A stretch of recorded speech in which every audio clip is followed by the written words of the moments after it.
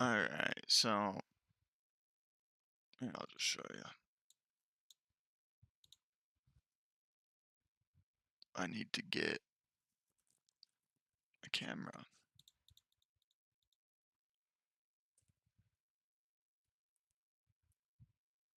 But I don't know anything about cameras. So yeah.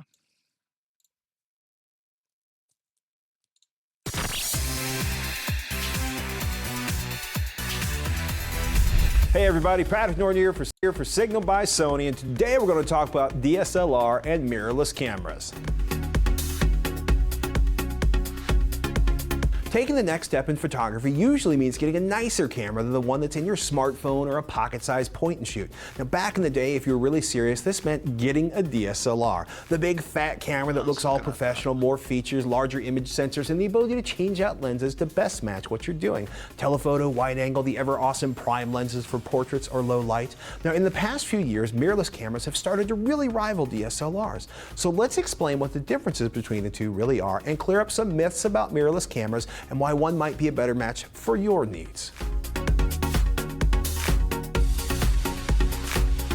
Now, in an old school DSLR, after the light passes through the lens, it hits a mirror inside the camera that bounces the light through a prism and into the viewfinder you use to frame the shot and focus.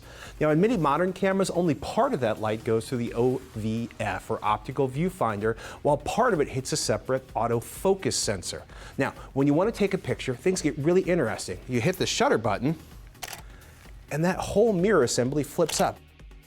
That's that distinctive taking a picture sound that DSLRs make. Light hits the camera's sensor or film directly, and the viewfinder blacks until the exposure is finished. Basically, you'll see approximately the exact same light level as you experience. So if it's dark, you'll have a dark viewfinder, and it can be difficult to set up a shot in dark situations. In a mirrorless camera, there's no mirror and no optical viewfinder. Instead, the light passes straight through the lens to the sensor, which handles autofocus and passes the digital image to either the electronic viewfinder or to the big screen. Since there's no mirror mechanism inside, the camera can be smaller and still deliver the same quality. Got the differences between interchangeable lens cameras and DSLRs down? Good. Let's blast away some of the myths and misinformation that's out there.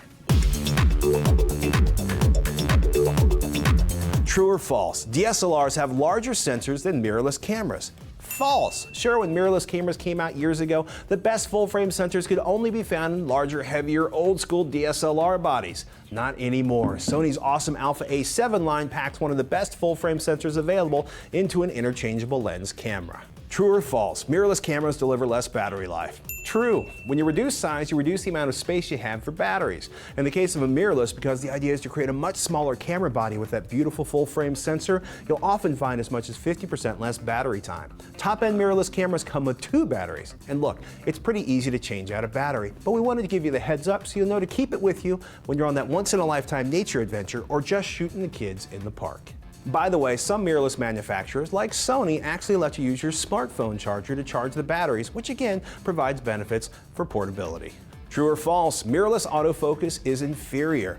This is another hotly debated topic that's been raging on internet forums since mirrorless cameras were first introduced.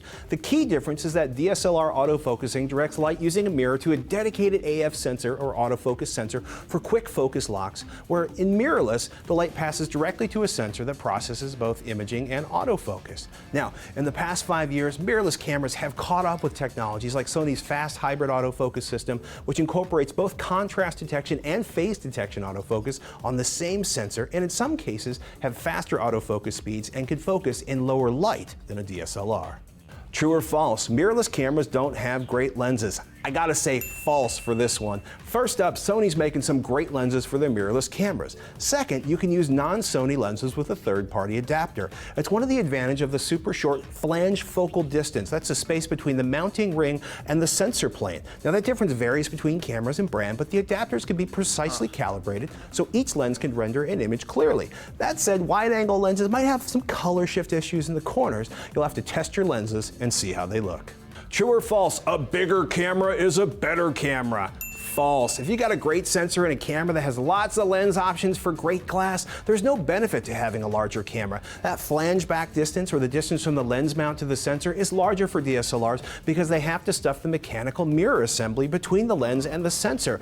Mirrorless cameras can be smaller, lighter, and easier to carry because they don't have to pack that moving mirror. So, are you wondering why so many serious photographers are all up?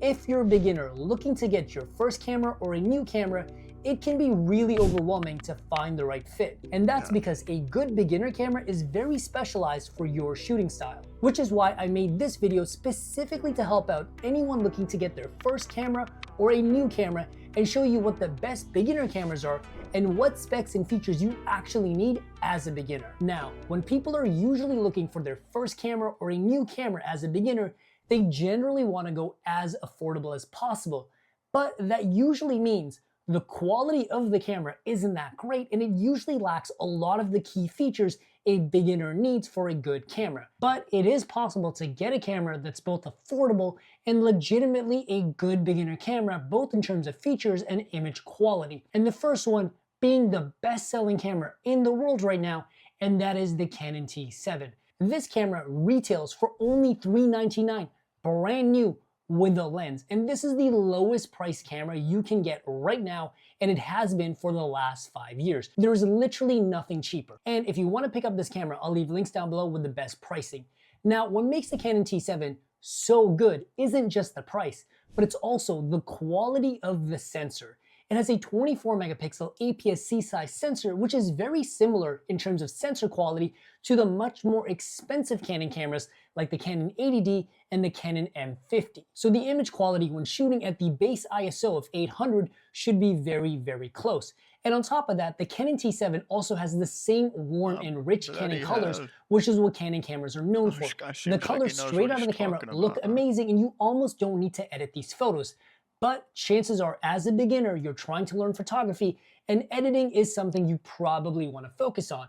And the Canon T7 can also do 14-bit RAW, giving you the same amount of data and information capture in your photos as a pro camera. So you can edit the photos from the Canon T7 to your heart's content, and the T7 is a great camera to learn editing on. However, the Canon T7 won't be very good at high ISOs or low light conditions because while it has a very similar sensor to the more expensive cameras, it does have a different processor. So at higher ISOs, you'll see quite a bit of noise in this camera. But stay tuned because later in this section, I'll actually show you a workaround. Another really great thing about the Canon T7 is that the autofocus is fantastic in photo mode when using the optical viewfinder, which is the eyepiece that you look through to take photos. And good autofocus is a key thing to have when looking for a good beginner camera.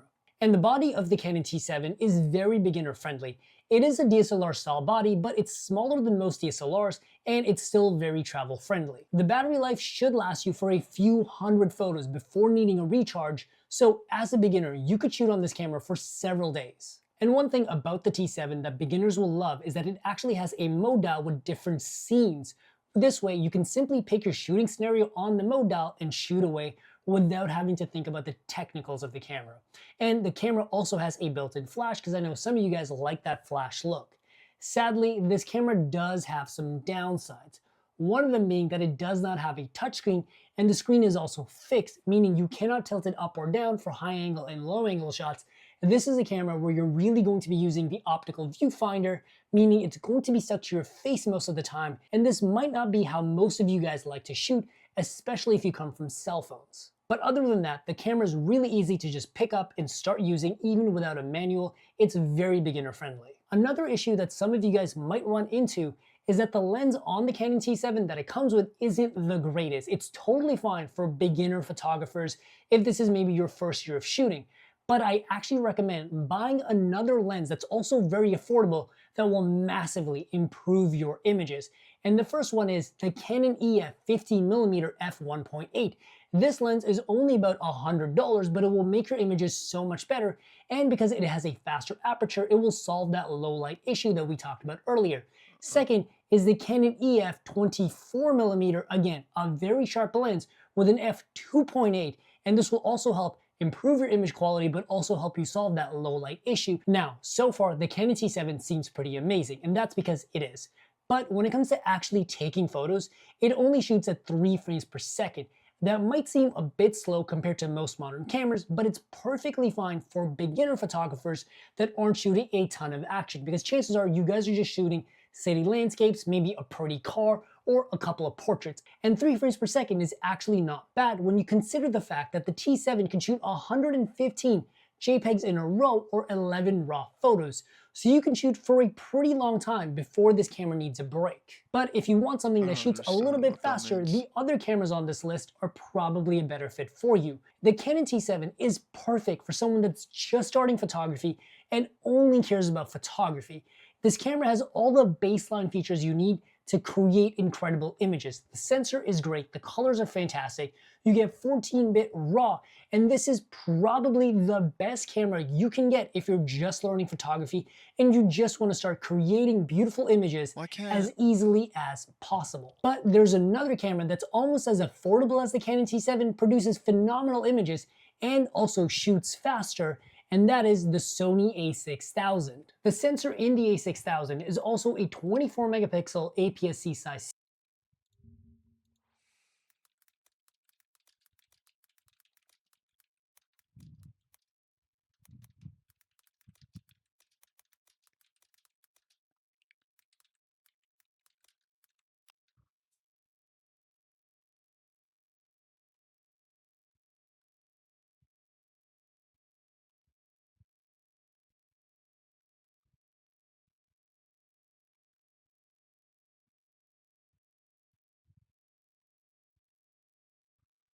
I don't know. Sensor, but the sensor has some really unique benefits. Because it's an older sensor, it almost has a vintage retro or film-like look to it that makes almost every single photo you take with it feel really special. And I absolutely love how the colors look straight from the camera. And the autofocus in the a6000 is also very fast and reliable, and you get good autofocus not only using the electronic viewfinder, but also the rear LCD screen, which the Canon T7 cannot do. And the reason the autofocus is so good is because the a6000 can shoot photos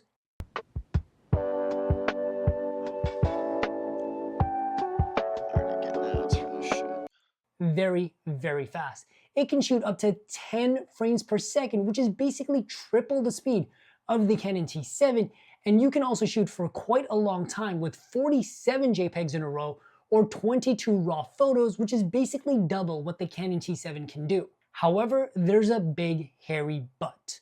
The a6000 also shoots raw photos, so you can edit the heck out of these photos. However, the RAW in the a6000 is only 12-bit RAW and not 14-bit RAW, which is the better version of RAW like the Canon T7. Now, you can still do a ton of editing with the a6000, but compared to the 14-bit RAW in the T7, you're missing about 20 to 25% in terms of flexibility and latitude.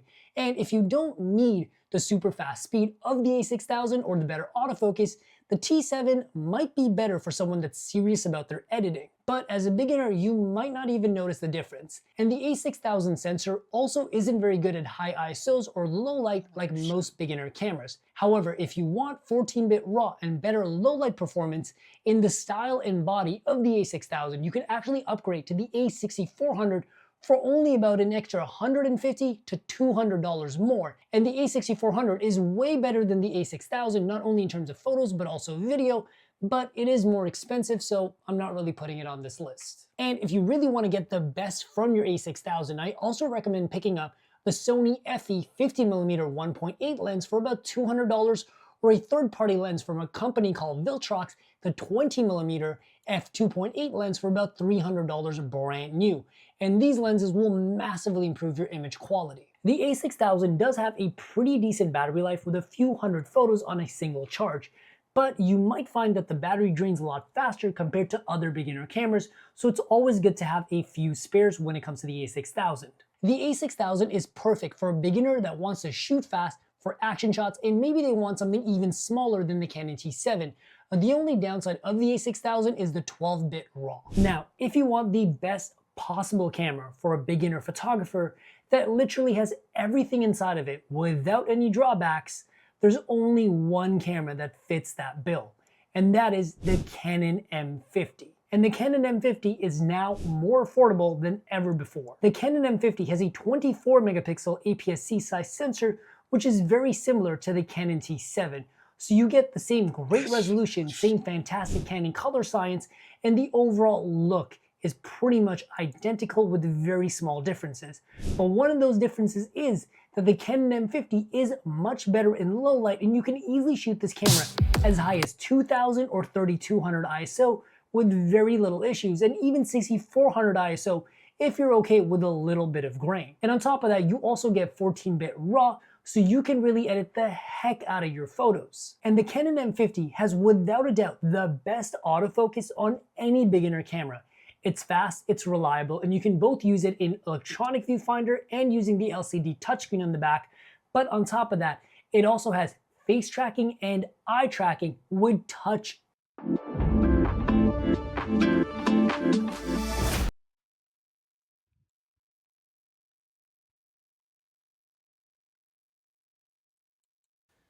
This video is brought to you by Squarespace. If you need a website or online store, Squarespace can get you started with an all-in-one platform. Hey everybody, and welcome back to a new video. So you've decided to take the plunge and you want to get a new camera, either your first serious camera or upgrading from a very basic camera or point and shoot that you buy buying used. I've bought used gear before and there's nothing wrong with it. You can often get more features and better cameras using the discount that's inherent in used gear. When buying a used camera, ask how many shutter actuations it has. Some cameras track this, or you can get apps that get this information from the camera. Shutters on high-end cameras can last 300 or 400,000 actuations or more, but in some beginner cameras, 100,000 is a lot. If you get one with under 50,000 of the sensor that needs to get raised to take a photo. It also has an optical view showing you the photo mirrorless camera, not the other way around. Mirrorless camera free trial extra megapixel give you the ability to grow. This often reserved stabilization, which basically crops the image in a bit and moves it around to keep it still. Make angles without doing contortions. I use this to get low angles for ducks because I like the look it gives my photos. You can also place the camera higher to your still, and finally, full frame. Generally, the larger sensors cost more and are often paired with other features which makes them even more expensive. Full frame cameras start at $1,000 and many models over $2,000, so make sure you need those features before you get one. Most people's first cameras will have smaller sensors like APS-C, and there's nothing wrong with that. That's where I started and where many people will start. In APS-C size sensors, the Sony a6600, Fuji X-T4, Nikon Z50, and Canon M6 Mark II are all awesome and have more features than basic models. That being said, manufacturers are noticing that people with decent phone cameras who want to upgrade may want to jump right over a crop sensor right into full frame. So lower priced full frame I'm more confused than ever.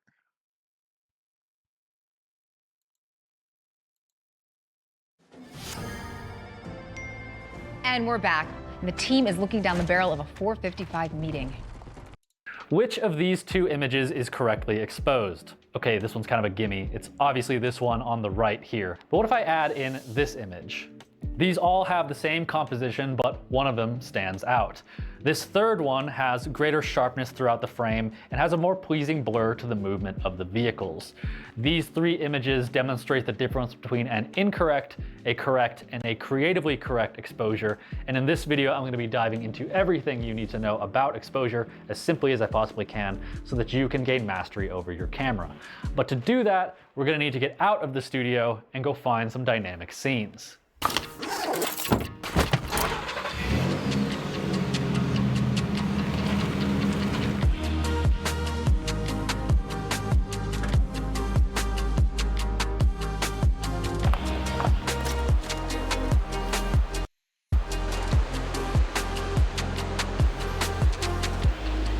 A photograph is often called an exposure. People sometimes use this term when talking about the finished image, but to a photographer, the word has a deeper meaning.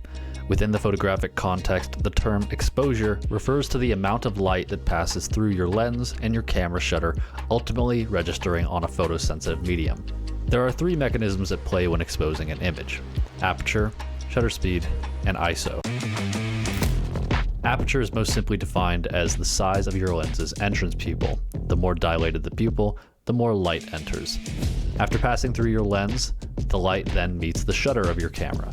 In its resting state, the shutter remains closed, but when you press the shutter button, it opens and allows light to pass through for a brief period of time before closing again.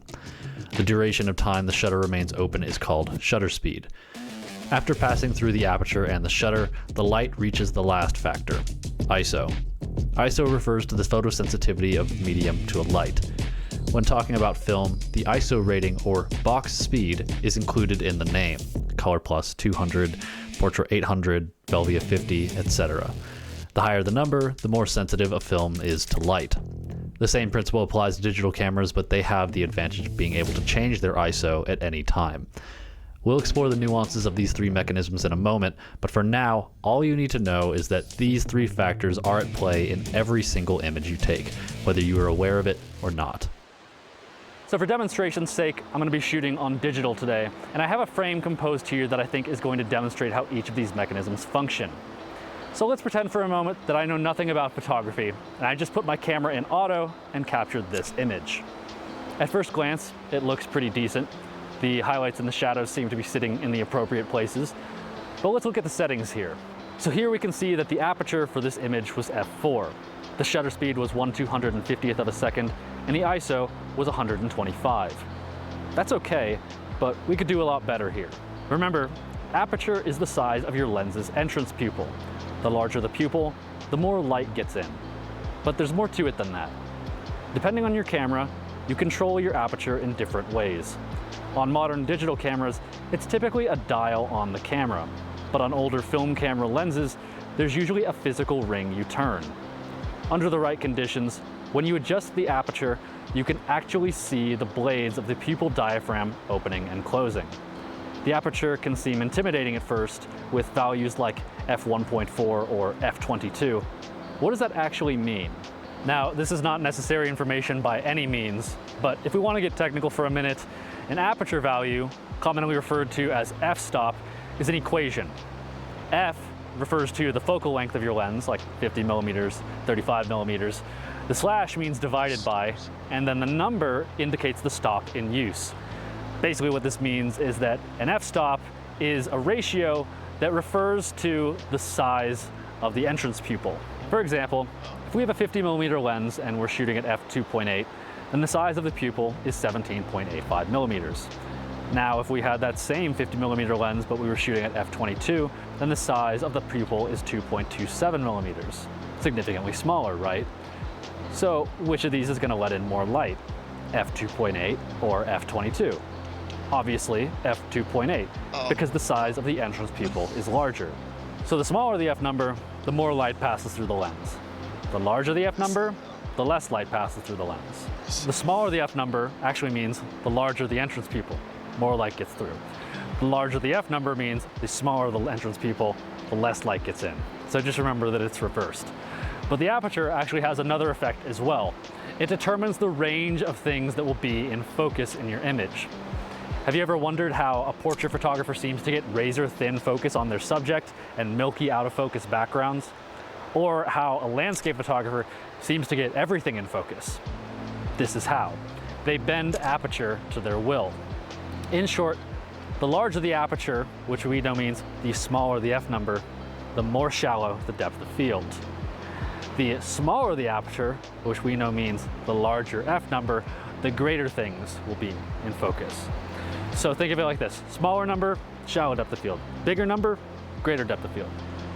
So coming back to our image, we can see the image here was shot at f4, which is neither wide open nor greatly stopped down. The focus is clearly set on this area, but all the other parts of the frame are just a little bit out of focus.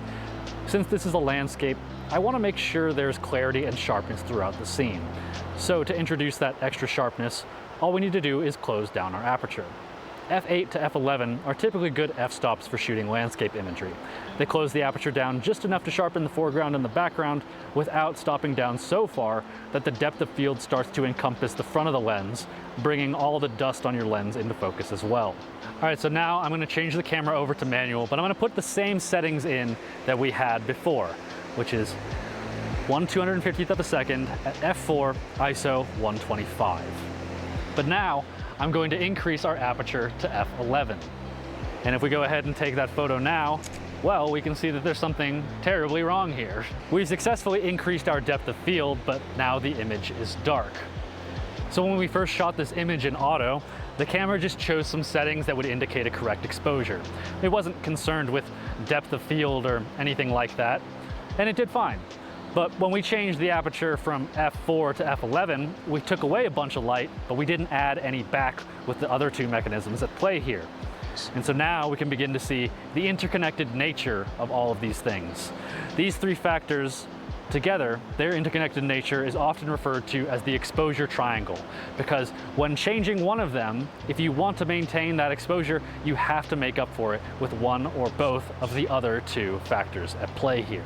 Okay, so our image is dark now. How do we know how much to compensate for? How do we know how much light to add to make up for the light that we just took away? Now, the easy answer to this is, well, you just look through your EVF or your viewfinder and then you just change one of the settings until it indicates the correct exposure again. And that's not wrong, but let me explain this a little bit more elegantly. And to do that, we're gonna have to discuss stops. A stop is a relative measurement of light that functions in doubles and halves. If you double the amount of light that enters your camera, then you've increased your exposure by one stop. And if you cut that amount of light in half, you've decreased it by one stop. For example, if you're shooting an image with a shutter speed of 1/60th of a second and you increase your shutter speed to 1/125th of a second, you've decreased the amount of light entering your camera by half, and as such, you've decreased your exposure one stop. Conversely, if you also started at 1/60th of a second, but then you slowed your shutter speed to 1/30th of a second, you would have essentially doubled the amount of time your shutter was open, letting in twice the amount of light, and you would have increased your exposure one stop. The same rule applies here for ISO. Color Plus 200 is one stop less sensitive to light than Portra 400, but Color Plus 200 is one stop more sensitive than Ektar 100. With aperture, you might have guessed that, yes, this is slightly more complicated, because as you now know, the F number refers to the proportionate size of the lens's entrance pupil to its focal length. Don't worry about that.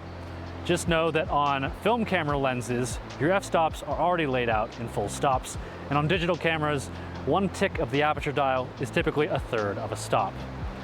If you're feeling ambitious and you want to study these full stops as you see them on the screen now, they, along with all of the core concepts and things that we discuss in this video, will be included in a free cheat sheet downloadable in the description. I'll remind you about it again at the end of the video if you're curious. All right, so back to our image. So since we closed our aperture down 3 stops, we need to make up that exposure from somewhere else, either our ISO or our shutter speed. So why don't we just take it from the ISO? So we would have to do an increase of 3 stops. We know that ISO, the higher the number, the greater the sensitivity. So if we're at 125, we could go up to roughly 200, and then that would be a 1-stop increase. To 400 would be another stop, and then to 800 would be the 3rd stop. And if we take the photo, and so now we've got our correct exposure back, but if we look closely at the image, something else has come into play here. So if we compare our original image at ISO 125 with the image that's shot at ISO 800, you'll see that there's more grain in the ISO 800 version. And that's a consequence of shooting at a higher ISO on both digital and analog cameras. The higher the ISO, the more grain. On digital cameras, the ISO is actually the gain, the electrical current that's run through the sensor. The more amplification, the more gain, the more noise. Now, though film cameras don't have this gain, the more sensitive that the film is, the more likely it is to have grain. Now, on digital cameras, digital noise is not particularly pleasing, so ideally what we would do is we would shoot at our base ISO. Our base ISO is usually the lowest ISO, and it is defined as the ISO at which the sensor is performing at its best. So on this camera, that's 125. So if we want to clean up the image as much as possible, we're going to have to go back down to 125. Which means that if we want to brighten our image back up, unless we can somehow make the sun 3 stops brighter, we're going to have to go to our shutter speed. So we're at 1/250th of a second. So if we're going to increase our exposure by 3 stops, then that means we have to lengthen that 3 times. So what's twice as long as 1/250th? 1/125th. And then again, 1/60th, and then once more, 1/30th of a second. So if we go down to 1/30th of a second and we take our photo, now we have an image with a base ISO where we want it, the aperture where we want it, and it's correctly exposed. However, we can now see that the shutter speed has altered the quality of the water. When we first shot this image at 1/250th of a second, the water appeared frozen in time. But in our new image, the water appears much streakier. The motion is more apparent. And that's because 1/250th of a second is quite fast relative to the speed of the water. It doesn't really have much time to move in that period. But 1/30th of a second is a much slower shutter speed, and as such, the water has time to move. This is precisely how photographers capture images of soft water or light trails. By leaving the shutter open for longer periods of time, you can introduce a blurred or streaking quality to the movement in your frame. Obviously, the longer the shutter is open, the more pronounced the effect becomes. So what if we wanted to get that soft water right here, right now? Well, if we want to keep our aperture right where it is, and we want to leave our ISO at its base for the cleanest possible image, then it appears that our hands are tied in terms of shutter speed. The only 2 other elements of the exposure triangle that we would be able to move in order to compensate for lengthening our shutter speed are already spoken for. Now this is where neutral density filters come in. Neutral density filters, or NDs, are filters that you put in front of your lens in order to decrease the amount of light that enters it. For demonstrations purposes, I'm going to be using a variable neutral density filter, which is basically 2 polarizing filters stacked on top of each other that, when rotated, allow you to decrease the amount of light that passes through. This particular model is the Freewell K2 system. So now that we have the VND on here, we can really dial in the shutter speed length that we want for our soft water. So let's play with a couple of different options. So I shot a variety of images from 1 second up to 10 seconds. So let's just examine the 2 on the outer edges, the 1 and the 10. They don't look too different, but the 10 is definitely softer. The 1 retains a little bit more of the definition, and I think for that reason, it's my preference. You might prefer the 10, and that's fine. That's what's beautiful about this. There are a seemingly endless combination of shutter speeds, apertures, and ISO settings that can be used to shoot the same image. The mastery is in how you choose. This is what's meant by the creatively correct exposure. It's easy to shoot a correct exposure, but it's the careful deliberation that sets the 2 apart. What film should I load in my camera given what I plan to shoot? How much depth of field do I want in this image? Is there motion I need to be aware of? And if so, how do I want that to register when I take the photo? As a photographer, these are the questions you should be asking yourself if you want to gain mastery over exposure. And now, armed with this information, you have all the tools to do so. So let's go find a few more examples, and I'll show you how to get your toes wet shooting manual without actually shooting manual.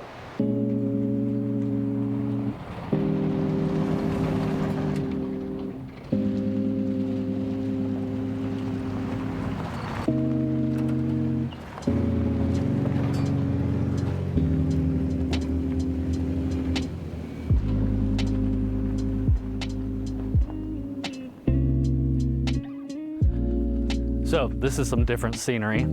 So let's say we wanted to get a photograph of the mountains off in the distance. Just zoom in and just get the mountains, right? This is an example of a photograph where nearly everything we talked about doesn't matter. The mountains are far off in the distance and there's not really any foreground elements that we need to be aware of, so f/22 is going to look very similar to f/2.8. There isn't really any motion that we need to take into consideration either, and since we're probably just going to shoot the film that's already in our camera or shoot at our base ISO for the cleanest image, it seems like there's not really much creative license we can take with our settings here. But what if instead we walked over here and we wanted to get a photograph of Mount Jefferson in the background with some of the fun foreground elements that we have over here, maybe like the van or the tree or the fire? Well, now we have an opportunity to flex our creatively correct exposure muscle. Now we could go through that whole song and dance again where we put it in auto and then we subtract light from here and then we edit back over there, but there's an easier solution here for us to get the same results and do less work. And what I'm talking about is priority modes. So imagine fully automatic exists on this end of the spectrum and fully manual exists on this end of the spectrum. Well, if that's the case, then priority modes exist in the center. They allow you to choose which area of the exposure triangle you want to optimize for: aperture or shutter speed, aperture priority or shutter priority. So there's not a whole lot of motion out in this scenery that I need to compensate for. So the variable that I want to control for is aperture, because my depth of field is something that I want to play with. So I can just put my camera into aperture priority mode and choose what aperture that I want to use. And then the camera is going to do the rest. So let's say I want to get a photograph of Mount Jefferson with the trees right there, and I want to make sure that they're both in focus. So I'm gonna shoot, let's say, f11, and since there's an abundance of light, I'm gonna keep my ISO at its base of 125. When I go to frame up my image, the camera, because I'm in aperture priority mode, it tells me what shutter speed it's going to use.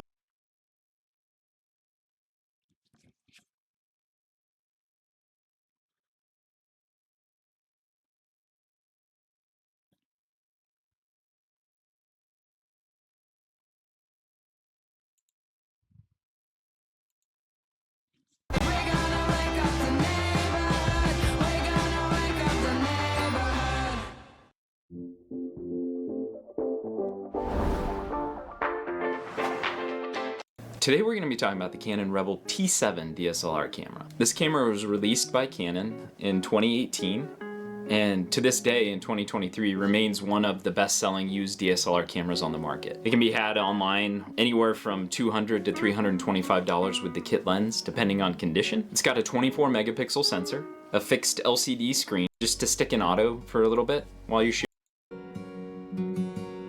If I need something that's more like a telephoto lens, then this Canon 70-300 USM lens and has built-in image stabilization is a great choice if you're shooting outdoors. Now that we've talked about the Canon 70-300mm USM lens, that's a great telephoto for nature and birding and outdoor shots, I wanted to go over a few additional lenses that can turn your T7 into a workhorse. The next lens that we're going to talk about is the Canon 10-18mm wide-angle lens. This lens is best known for making even tiny spaces feel open and spacious. It's well loved and used by real estate agents around the world for real estate photography and for making really tight or cramped, especially like bathrooms or bedrooms, feel open and spacious. Kind of plays a trick of your eye because of the wide angle lens. It does result in a little bit of distortion, but overall I found it pleasing to the eye. And whether you're doing indoor photography with the 10-18mm or outdoor photography, there are a lot of cool things that you can do with this lens. The third lens that we're going to go over is the Canon 50mm STM lens. Canon makes at least a dozen 50mm lenses, and the lens that we're talking about is the 50mm STM, which is $100 retail.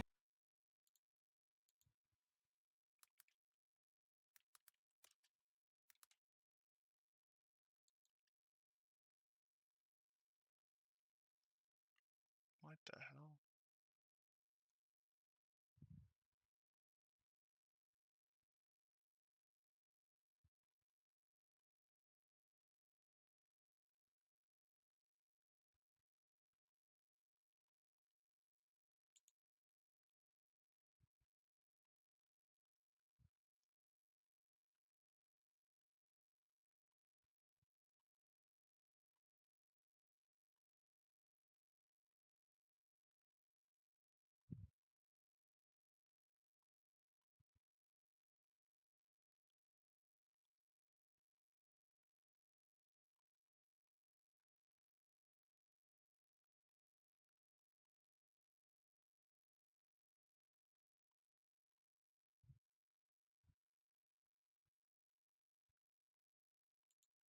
Today we're talking about the Canon 50mm 1.8. When you plug this into your Canon body and you turn this focus ring on your camera, is really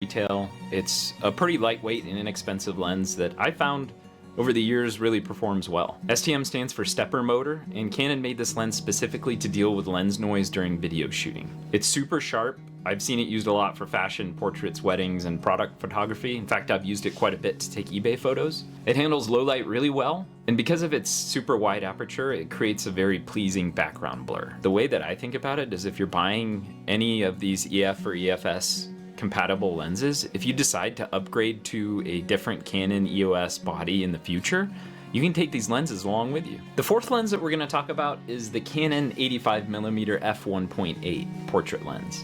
On the used market, this is around $275 to $300. Its autofocus speed is super fast. In fact, it's even faster than the 85mm f1.2 L2 lens, which retails for $2,000. So you're talking about a lens that's 7 times the price. That's not as fast as this $275 to $300 used lens. It's widely respected for its portrait capabilities and really creates excellent bokeh. I really love this lens, and I've used it on many different Canon bodies over the years, like the Canon T1i, T2i, T3i, T4i.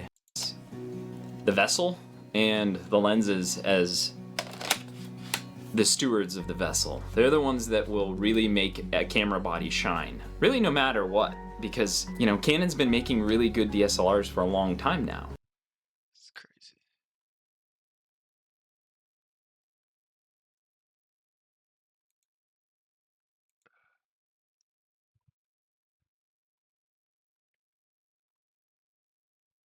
All right.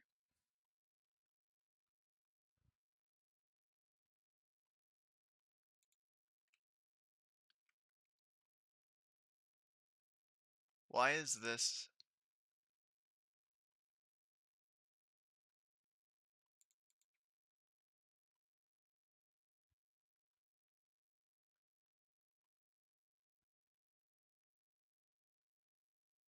Why is this considered just a million times worse?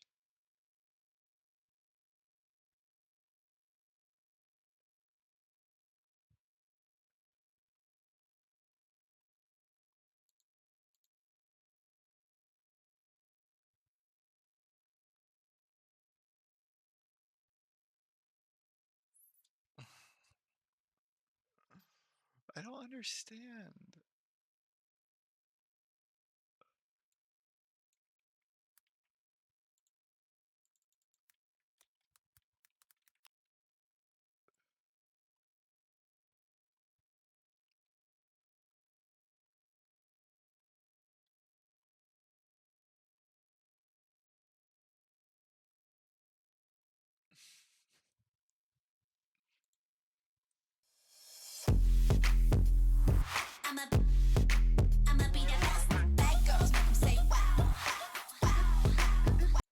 This is the XNSIA KXA 5K 48 megapixel autofocus camera. Just like you have on your phone. It doesn't flash when you take a picture later. On the camera right over here, it'll show the different modes. So we can turn that photo volume, the shutter sound on and off. 108 photos that it's going to screen on the camera. Now we're going to take a look at the outdoor stuff. Good. Really can't complain about that.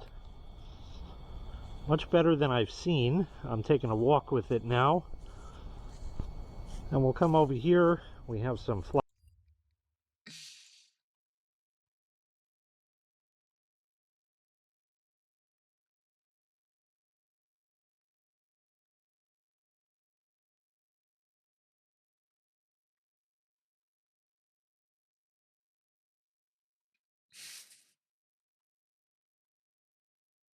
I don't know.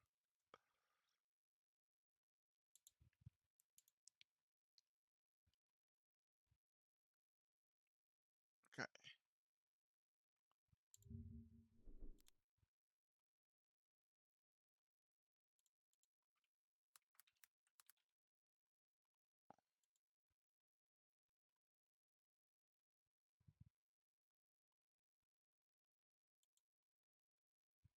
The Canon T7 is the world's best-selling camera, but it's also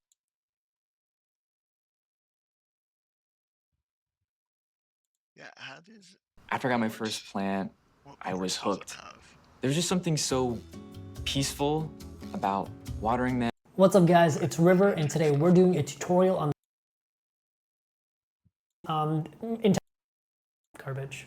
You have to be knows what it take video specifically. You have to be in this mode because the shutter button won't do anything in this mode. You have to specifically camera. So ISO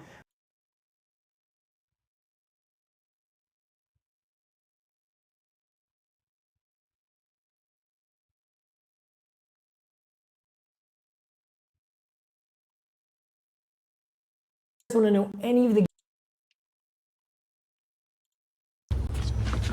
Are you a beginning photographer or a YouTuber and you need a camera that is universally well known as being the best beginner camera? Well, this is a review of the Canon Rebel T7. This is what I use and I've been using it very because it's focused towards, and I have accumulated a 1080-30 and better quality when it comes to wanting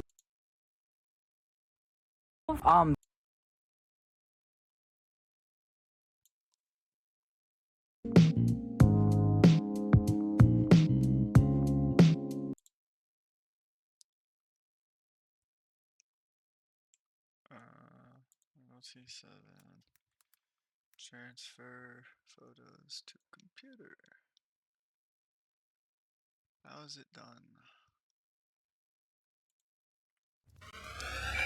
This video is for anybody with the Canon T6 or anything similar, or just for future reference in case you need to know the computer for some reason. You have the self-corrects its own USB to whatever that. the USB option. So go to the option on the far right, the last option, where it says Wi-Fi/NFC.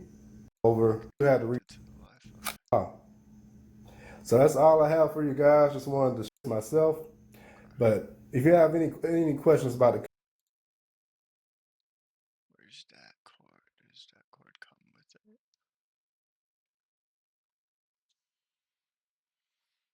Lens, bag, card, clean kit, neck strap, battery, better charger, cloth, camera bag, eyepiece, body cap, and more.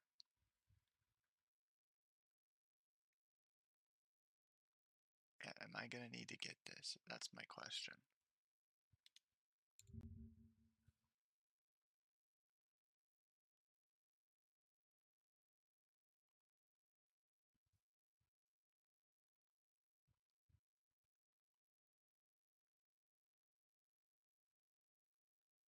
Why can't they say?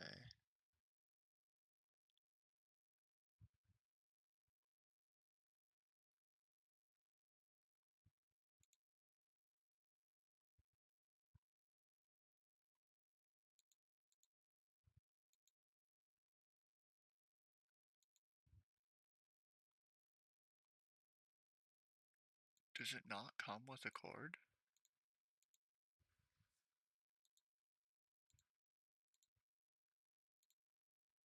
I don't think it does.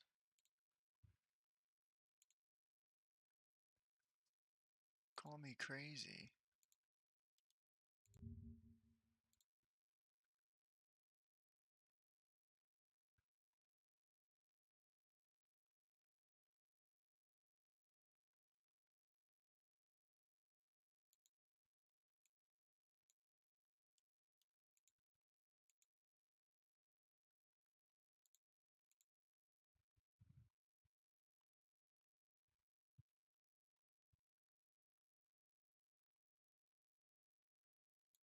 Okay.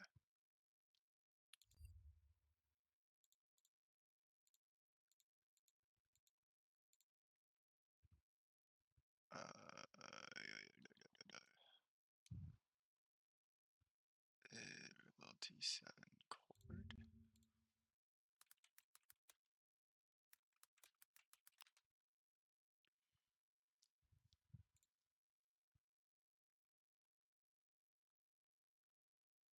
Use one of these. Wait, what? What is that?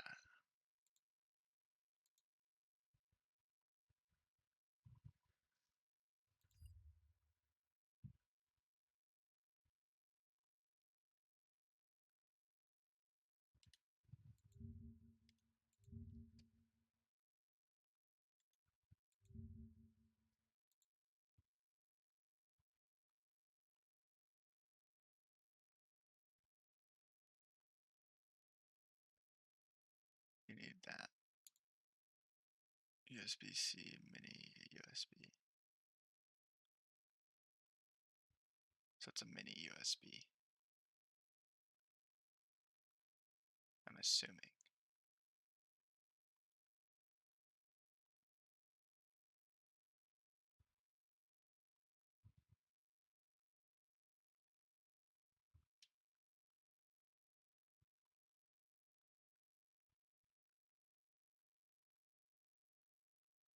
Okay.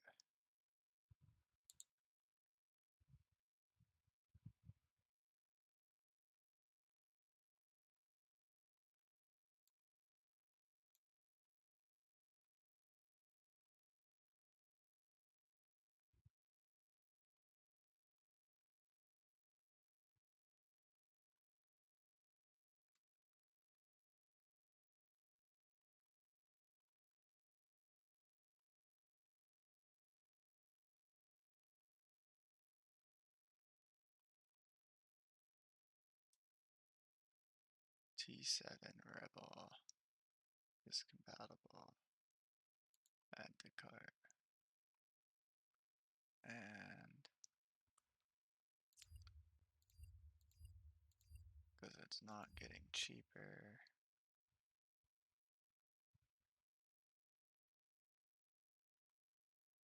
Fuck, what's that?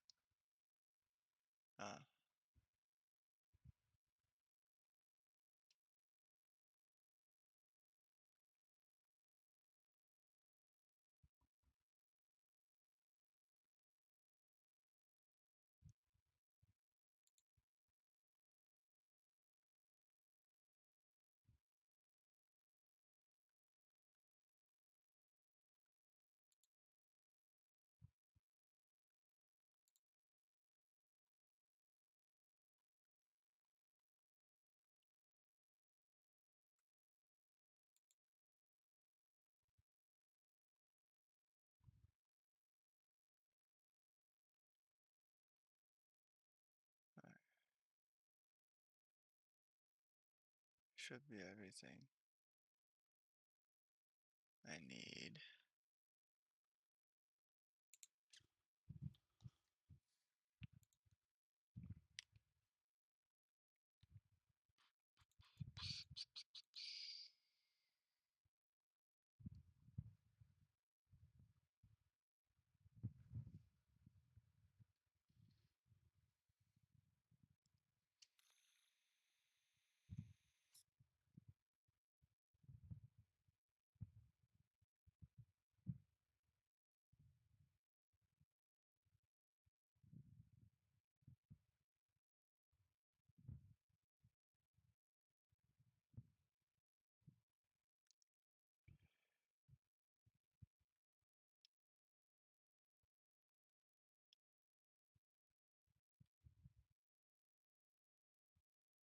I don't have a printer.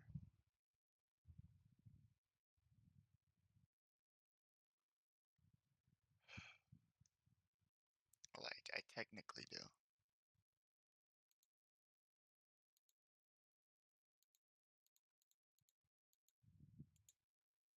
Okay.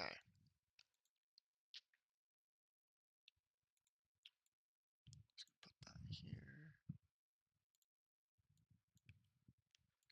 And do.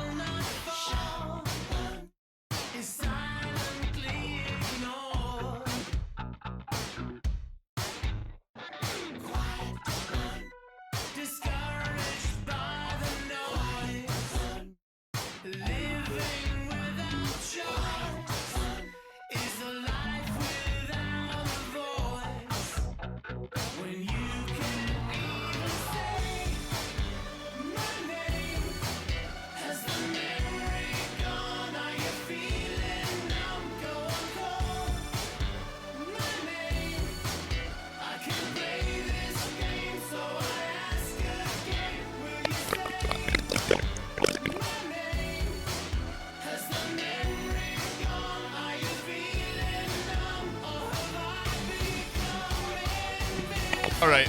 Oh, you're so. I'm not gonna cast You're this asleep spell still. yet. Go back to your bad dreams, If bitch. I was asleep, you'd hear me. You'd hear my screams. Okay, I'm wide awake again. Okay. You know what? Yeah, maybe I go sit with the other goblins. I go, these guys, they suck. You begin to hear a faint screaming coming from outside the inn somewhere to the east. I'm sorry. There are two things in life that stop me from making waffle fries at a time like this. And one of which is gnomes upstairs with an unlocked door sleeping. And the other one is a woman screaming outside. So The I'm yelling afraid is I can't getting make louder. It seems like it's coming kind of towards you guys. It's getting towards us. I mean, you can tell it's getting hide behind the louder. goblins. But not in a like cowardly way, more like a sulking in the shadows behind like 2 foot tall goblins way.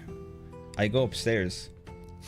I just go upstairs and hide upstairs. I act come like out a I'm window and I tying my run. shoe behind the Do you bar. have a room? No, I'm gonna knock on the gnome's door and ask him to let me in. All right. You're headed upstairs at the moment then, right? No, yeah. So that's what's everybody else doing? I'm heading towards the goblins. Okay. Sam? And what's my boss doing right now? Oh, he's just doing the thing. He's just like going around taking orders. Ask him to And one of which is gnomes upstairs with an unlocked door sleeping, and the other one is a woman screaming outside. So The I'm yelling afraid I is can't getting make it. louder. It seems like it's coming kind of towards you guys. It's getting towards us. I mean, you can tell it's getting hide behind the louder. goblins. But not in a like cowardly way, more like a sulking in the shadows behind like 2 foot tall goblins way. I go upstairs. I just go upstairs and hide upstairs. I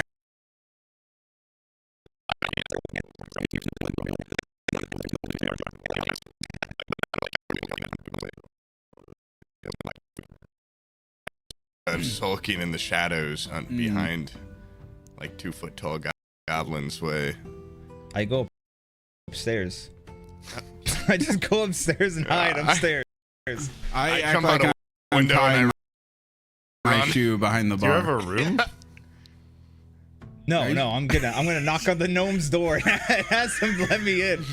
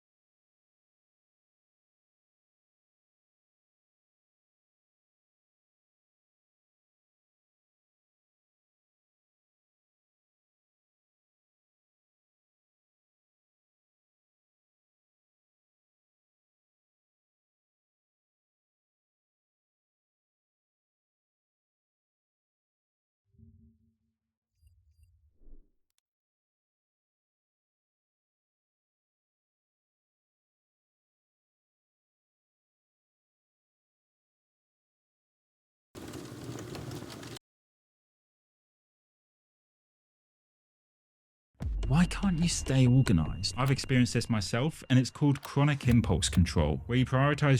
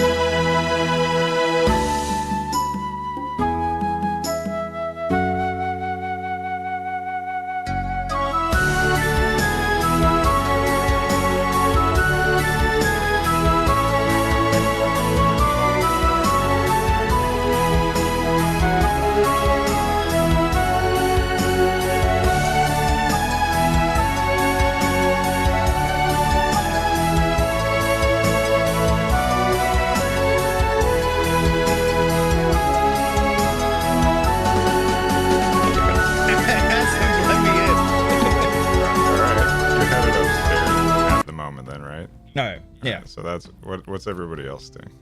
I'm heading towards the goblins. Okay, Sam. And what's my boss doing right now? Oh, he's just doing the thing. He's just like going around taking orders, resuming whatever. Okay. He hears the screaming. He doesn't give a shit. He's just like, that's Pinewood Pass for you. Okay. This shithole. Yeah, I like duck behind the bar and act like I'm tying my shoe, but I'm really just laying. Whatever. Okay. He hears the screaming. He doesn't give a shit. He's just like,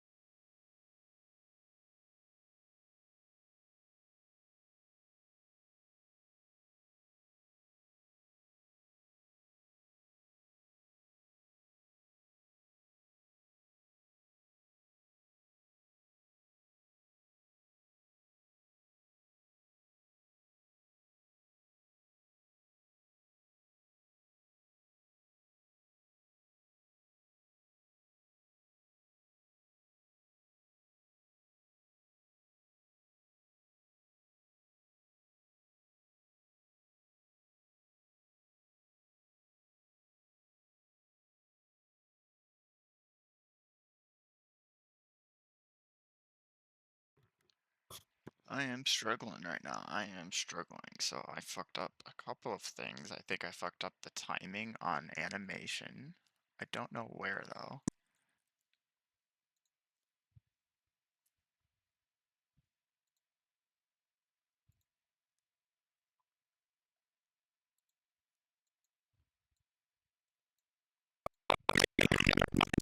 There's an hide upstairs. I act come like out a I'm window and tying I my run. shoe behind the Do you bar. have a room? No, I'm gonna knock on the gnome's door and ask them to let me in. All right. You're headed upstairs at the moment, then, right? No. Yeah. Right, so that's what's everybody else doing? I'm heading towards the goblins. Okay, Sam. And what's my boss doing right now? Oh, he's just doing the thing. He's just like going around taking orders, resuming whatever. Okay. He hears the screaming. He doesn't give a shit. He's just like, that's Pinewood Pass for you. Okay. This shithole. Yeah, I like duck behind the bar and act like I'm tying my shoe, but I'm really just laying really low. All right. Yeah. Well, as Brian's going up That's Pinewood Pass for you. Okay. The shithole. Actually, he doesn't give a shit. He's just like, that's. Well, as Brian's going upstairs. Give a shit. He's just like, that's shit. He's just like, that's Pinewood Pass for you. Okay. The shithole. Yeah. I like duck.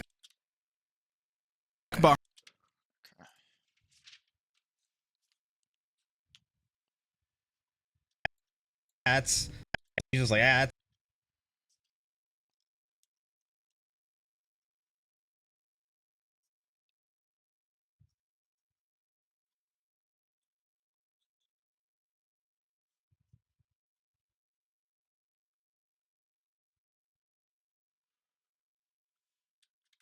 That's Pinewood Pass for you. Okay. The shithole. Yeah, I like duck.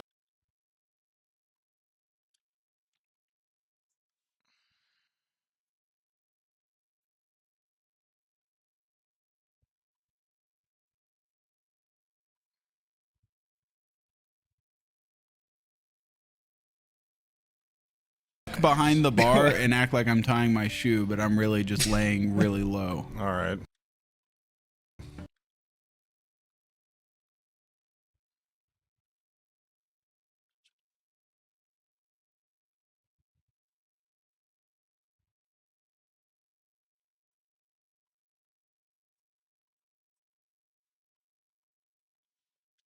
Yeah. Well, as Brian's going upstairs, and as Poob heads to the goblins, and as you resume tying your shoe.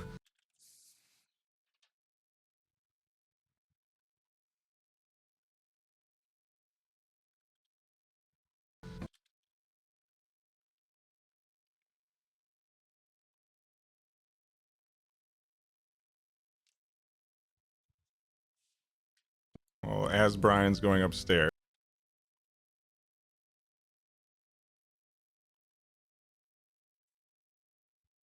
And as Poob heads to the goblins.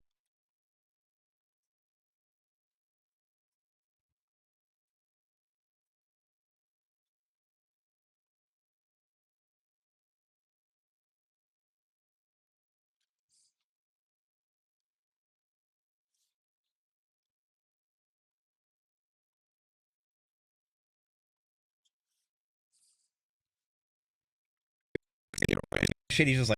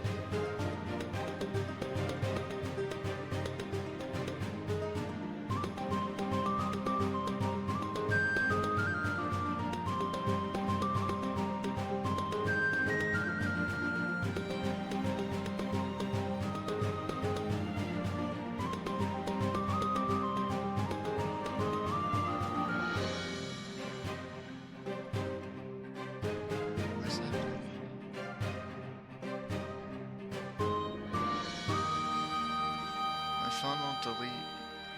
My phone isn't deleting voicemails.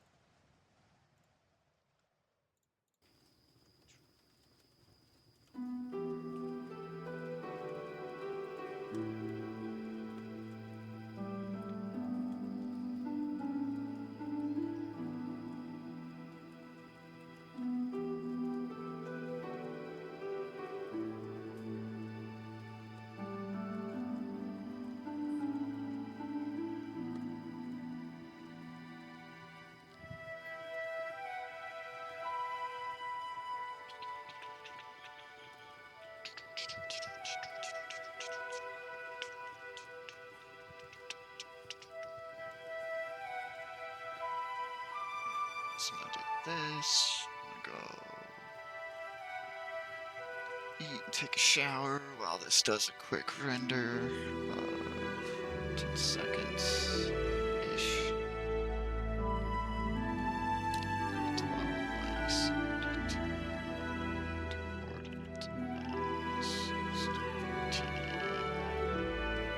that'll take exactly an hour.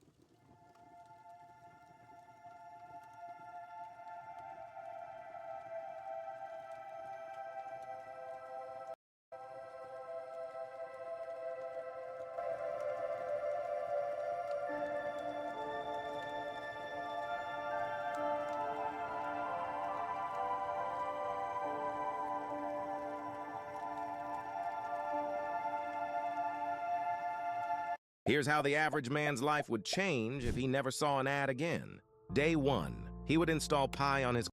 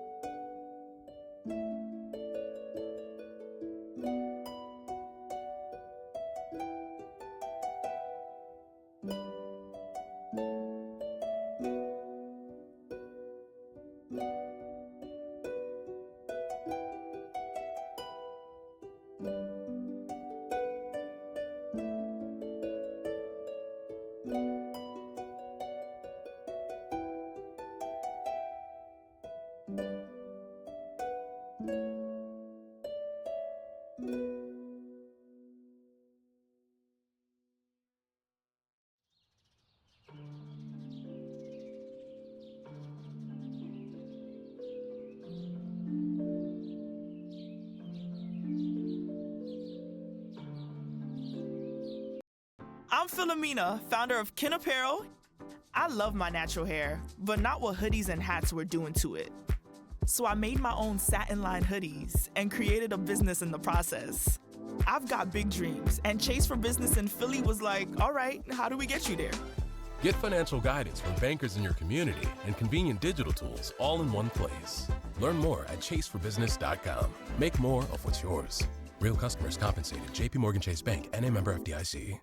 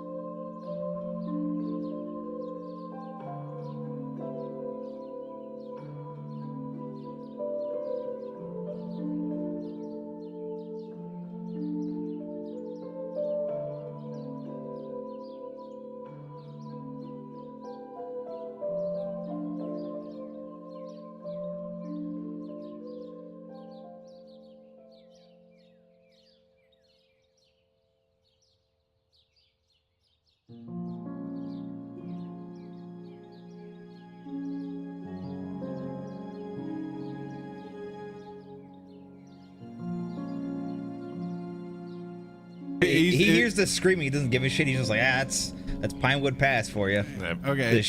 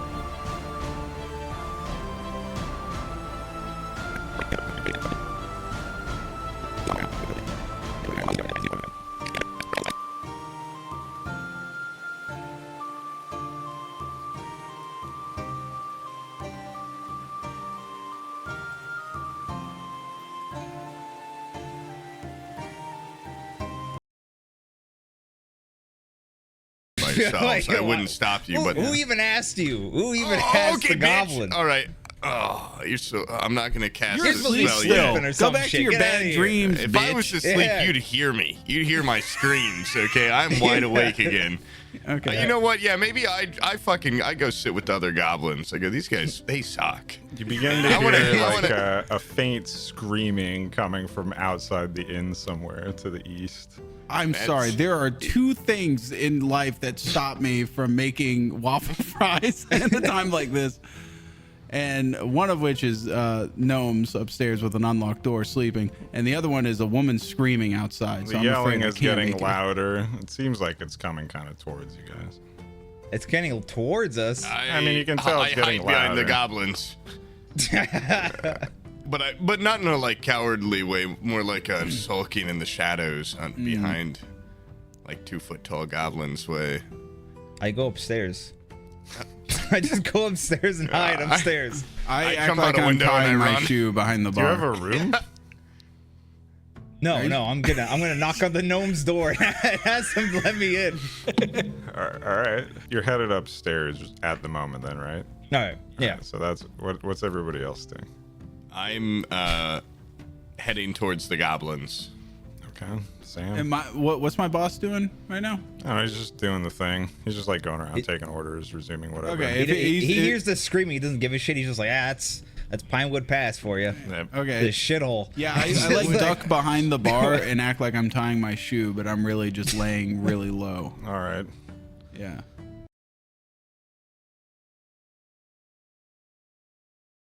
Well, as Brian's going upstairs.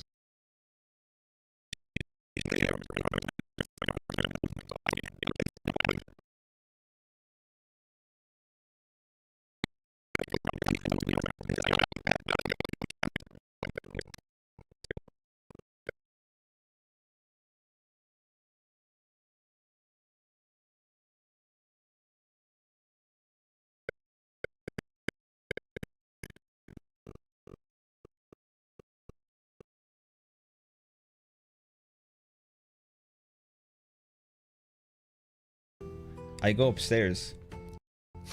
I just go upstairs and hide upstairs.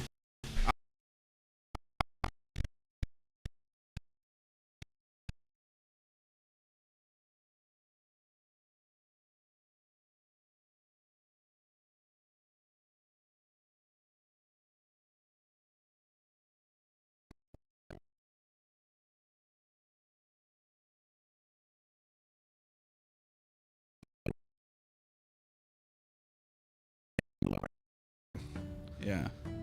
Well, as Brian's going upstairs and as Poob heads to the goblins.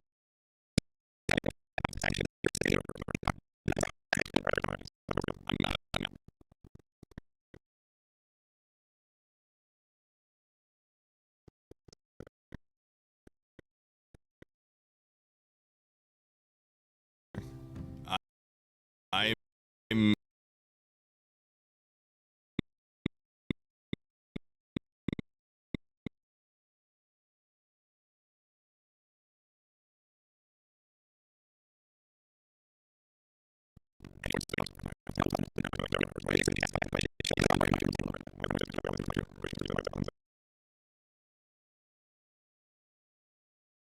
Goblins, and as you resume tying your shoe.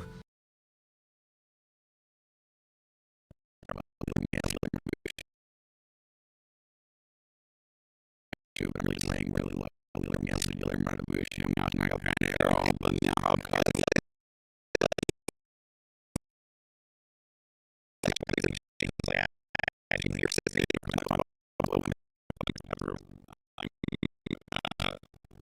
heading towards the goblins.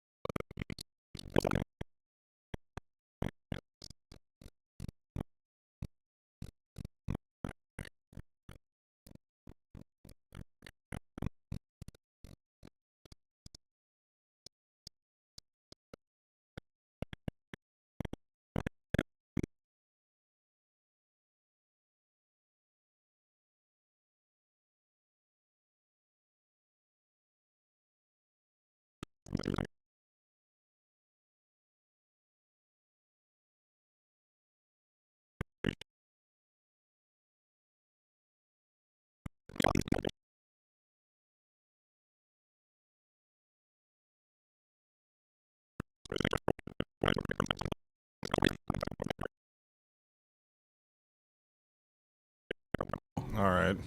Yeah. Well, as Brian's going upstairs, and as Poob heads to the goblins, and as you resume tying your shoe,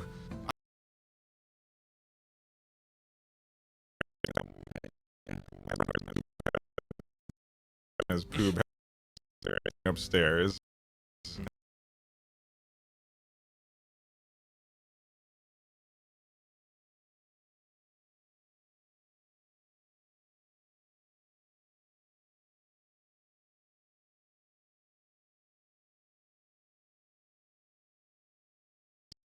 and as Poob heads to the goblins, and as you resume tying your shoe.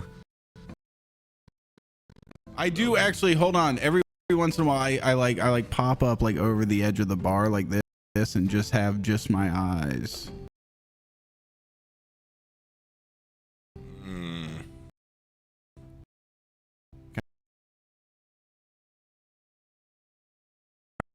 You resume tying your shoe. I do actually.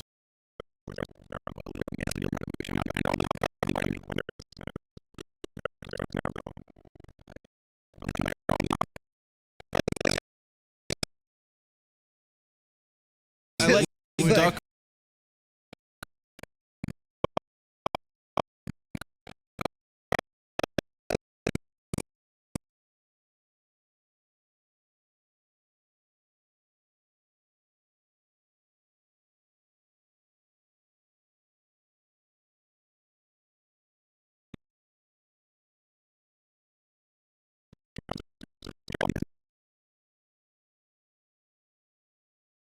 Up like over the edge of the bar like this and just have just my eyes. Kind of like, so nice. I can still scan. I still have the situational awareness of what's going on in the bar.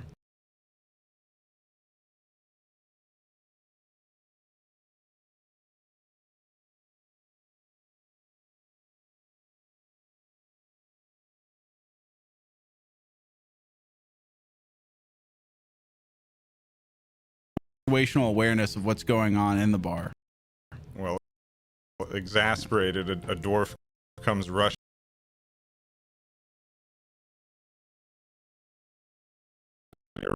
Exasperated. In the bar. Well.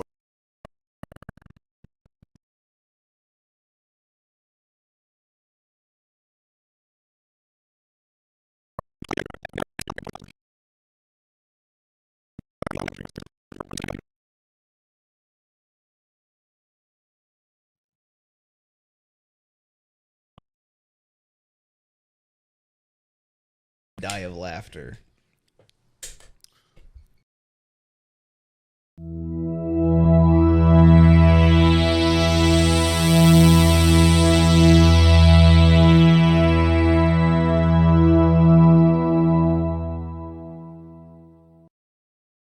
Back when tigers used to smoke, before the rise of the cream to the top,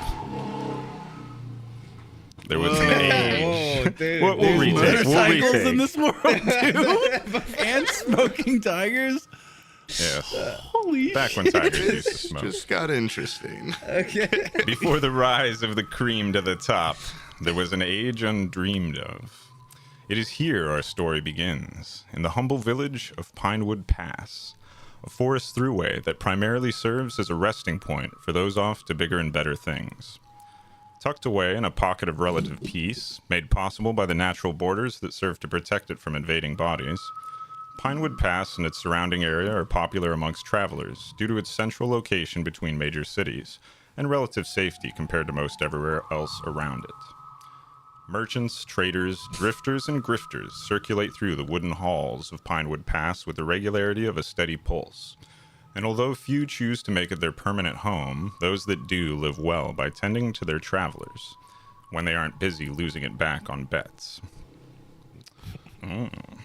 Although there's tension brewing between the progress-driven empire of the East and the more free-spirited kingdoms out DMing west, people, he's not listening. Pinewood Pass remains open to all kinds, so long as they have money to spend. Orcs, gnomes, humans, elves, and a variety of other species and races call Pinewood Pass home, and many more happy to call it a restful stop along the way. The most prominent structure, located in the center of the village, is the inn, at which most all things and people who pass through end up staying. Fate's Fork, the best and only inn in the village that the village has to offer. Sam? Yeah. Fucking face. What is your character? What are you looking at?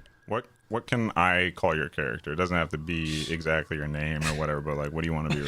What's your character here? My name's Hugh. Okay. Oh my god. Last name about Janus. I swear to God. Please tell me his name. Okay. Just wait. It is here that you, Hugh, of undetermined last name, find yourself working one foggy morning after a long night of serving and cleaning up after patrons. A group of high-rolling gnomes came through making a scene, but of course have conveniently forgotten to leave any sort of tip before retiring for the night around 5 a.m. Classic gnomes. Yeah, typical fucking gnomes. Yeah. As you look around the dining area and bar, you notice a number of new faces have already appeared since dealing with the gnomes. A handful of unfamiliar goblins are Oh my god, even worse than gnomes. A handful of unfamiliar goblins are puffing and passing gas feverishly. Not a totally unfamiliar sight. Your vision continues to wander to another corner of the dining hall. Hold on. Passing gas isn't farting? And is caught by the dull shimmer of a strange metal box attached to the hip of a ragged-looking man. He's wearing a poncho that's been patchworked together from a variety of materials and various hides that you don't think you've ever seen before. As you begin to squint and wonder, a booming voice echoes from over your shoulder. Your boss and part-time manager of the establishment, one Kurtz Holden, begins berating you as usual. And had he not already made a routine of doing so, it would probably be an intimidating experience. A towering frame, topped with a completely bald head and face, composed almost entirely of sharp, jutting features. It seemed likely that someone near his branch on the family tree had spent time sleeping with giants. How many times do I have to tell you? His poor mom. That caravan from the Western Kingdoms is going to be coming through any day now. Get absolutely ripped apart by giant dick. Jesus Christ. How many times? Your mom's a whore and giants raped her. Okay, guys, come on, grow up. She used her as a flashlight. The caravan is going to be coming through any day now, and when it gets here, you'd better have the rooms ready and a fresh keg brought up to the bar. You got it? These guys travel with money to burn, and I don't plan on growing cold anytime soon. Expect more guests than usual, since I'm sure they'll be hiring whatever help they can while they're here. Oh, and don't forget to hang this up by the bar. Kurtz hands Hugh a flyer for help in the fields, then heads off towards the kitchen. Whoa. Burning money, that's a federal offense, am I right? As you go to hang the flyer, you glance over it. You don't remember seeing spiders around here, and it strikes you as curious that they'd be causing trouble in the fields. The idea of a few more gold lining your pockets sounds lovely, but before you have any more time to mull over how you'd spend the reward, the saloon-style doors press apart as a stout figure in a wine-colored cloak enters and has a seat at the bar. Next to him, you notice an enormous green figure weeping into its mug. You can't just... That's all of us. Now, Sam, you have to engage us in conversation. No, dude, like, first of all, I said, could maybe somebody else go first? Second of all, you just gave me 18 fucking different things to pay attention to. I fucking forget half of it. You're a wench. You're deep in your character right now. Writing it down. Everybody's screaming at me to stop DMing stuff. I'm trying to write down. I'm Pinewood Pass. That's where I am. Oh, wait, okay. I should probably actually take notes. Fate's Fork. That's the end. Where and then am I got to the Mexican guy with the metal box, and I was like, oh fuck. And then I started writing down the manager, and then there was another opportunity wandering through. Yeah, I'm overwhelmed. But let's go back to those gnomes. They've gone to bed. Situation. They went to bed hours ago. They left and didn't tip. They left. They left to give you a dollar. Yeah, wait, you don't have that in your notes, dumbass. Yeah. You're ruining this experience. Okay, and how many gnomes were there? It was just a group, you know, like probably like 5 or 6 of them. It is hard to count because they're so small and they move around so much, and they were just drinking and kind of partying, and then yeah, they just kind of went and quit it. You're kind of counting on a big tip, and it did not show up. So. What am I, a fucking pussy? I didn't go out there and yell at them. I didn't is that, confront a them in the map? alley as they were leaving. They didn't leave. This is an inn. They just went upstairs. They're in their Whoa, working. they went to, so they're asleep above me. Somewhere. Somewhere? There's a gnome room up there. All right. There was a group Write of them, and that they're down. pretty wealthy. I'm writing that down.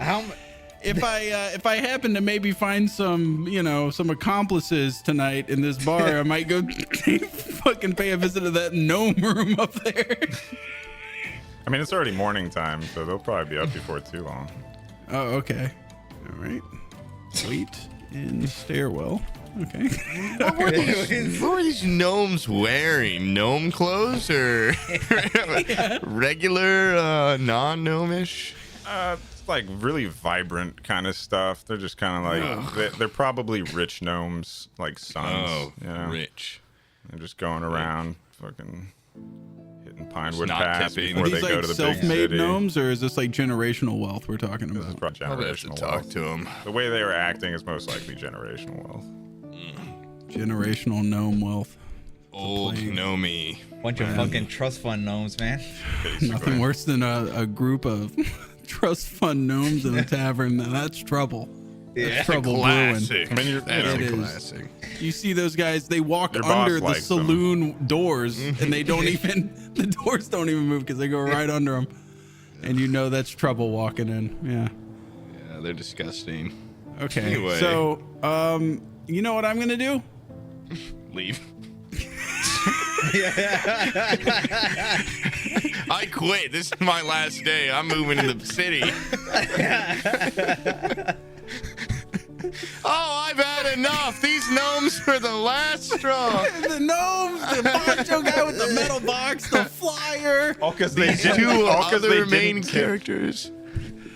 Okay. Yeah, I'm gonna. You know what I'm gonna do? I'm gonna fucking pin that flyer up on the above the bar there, like you said. You do it. You do an incredible job. Okay. Awesome. Yeah. I don't have to roll for that. No, you have the innate ability as a character to just be able to do that. That was within your like guaranteed skill That's set. a racial trait, by the way. One of my racial traits is I can pin paper really well to the wall. Okay. And then now it's somebody else's turn. Dude, don't you work here? Can you maybe offer a drink or something? Okay, so then I'm exasperated from all this hard work. Oh, put the paper up. Completely winded because nothing tires me out quite like putting a flyer up. Well, Kurtz looks out from the kitchen and he goes, "What the hell's taking you so long? You just stood there for like 5 minutes." Yeah, I was dreaming of bigger and better things. I feel like this tavern is just holding me back. He goes, "Why I oughta," and he shakes a fist at you before he goes back in the kitchen. Oh, okay. And then I turn around and I start scanning the room and I go, "Hey, does anybody need a drink?" Because I work there, you know. I don't drink. God, does anybody else need a fucking drink? Sure. I'll take a Coca-Cola. Oh, whoa! This guy I'll take with one Coke. Plastic. One. I don't think they have that. I don't know what that is. Order something more fantastical, Brian. Come on. A root beer. We got float. mead. I want a We got wine. We got water. We got best glass of water you'll You ever guys have. got French fries? Bizzle, does this place have French fries? There's pub food. Yeah. Okay. Pub All right, I food? want Decent French amount. fries. French fries. Yeah, with gravy. There would be some sort of equivalent to those. And I say, "Oh, and I'll take a water." And then when I drink it, I go, "Oh, sorry about that. Yeah, thanks for the water." And then I go to sleep. A warm glass of water. I'm tired. You know, my guy's like super sullen. He's like, I'm weeping. So I'm just I drink my water and then I do more weeping. I say, "You're right. They do have wine here." And I go,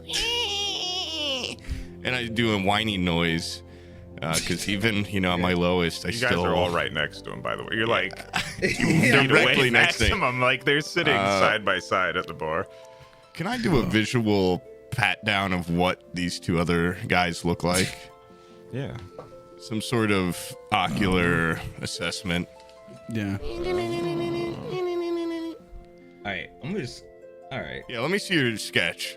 Okay. Yeah, is this the show and tell? Why don't you describe yourself? Yeah. Describe yourself Well, as can I use the pic? Can I put the picture in there? Yeah, but the people at home. Oh, need yeah, I got you. So.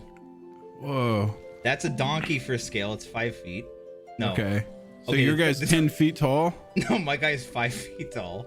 Oh, so the donkey's like 2.5 feet tall. Okay, yeah, he's 2.5 feet tall. Okay, so I'm supposed to this make is like him when my bigger. daughter shows me artwork and I have to lie to her and say this looks good. And I had this 10 is minute to do this. I He's spent like actually, okay, that's weird, embarrassing like- to say. I spent 10 minutes on this. Santa? But it's like Santa. no. So this, okay, I'm 5 foot, 200 pounds. As you can tell by my wide, round body, look like a tomato. I am not Red giving button that guy. I'm not serving that guy. I refuse. That guy you ordered already French fries. talked I am about- never getting him French fries. Who else would get French fries at a bar in the That morning? guy's a freak. Look at the way he's smiling at me. I'm not talking to that guy. He has purely whites and a beautiful. You might notice his beautiful hazel. He's got all of his teeth. Yeah. Brown eyes. Nice ring on him, and Very nice important, little- like a gem, a very valuable, fancy gem ring. Rob him. With and shoes with rubies and emeralds and sapphires on them. Whoa, is this guy like mega rich? And then a bracelet that says EOTM. What else about the stands for- shoes?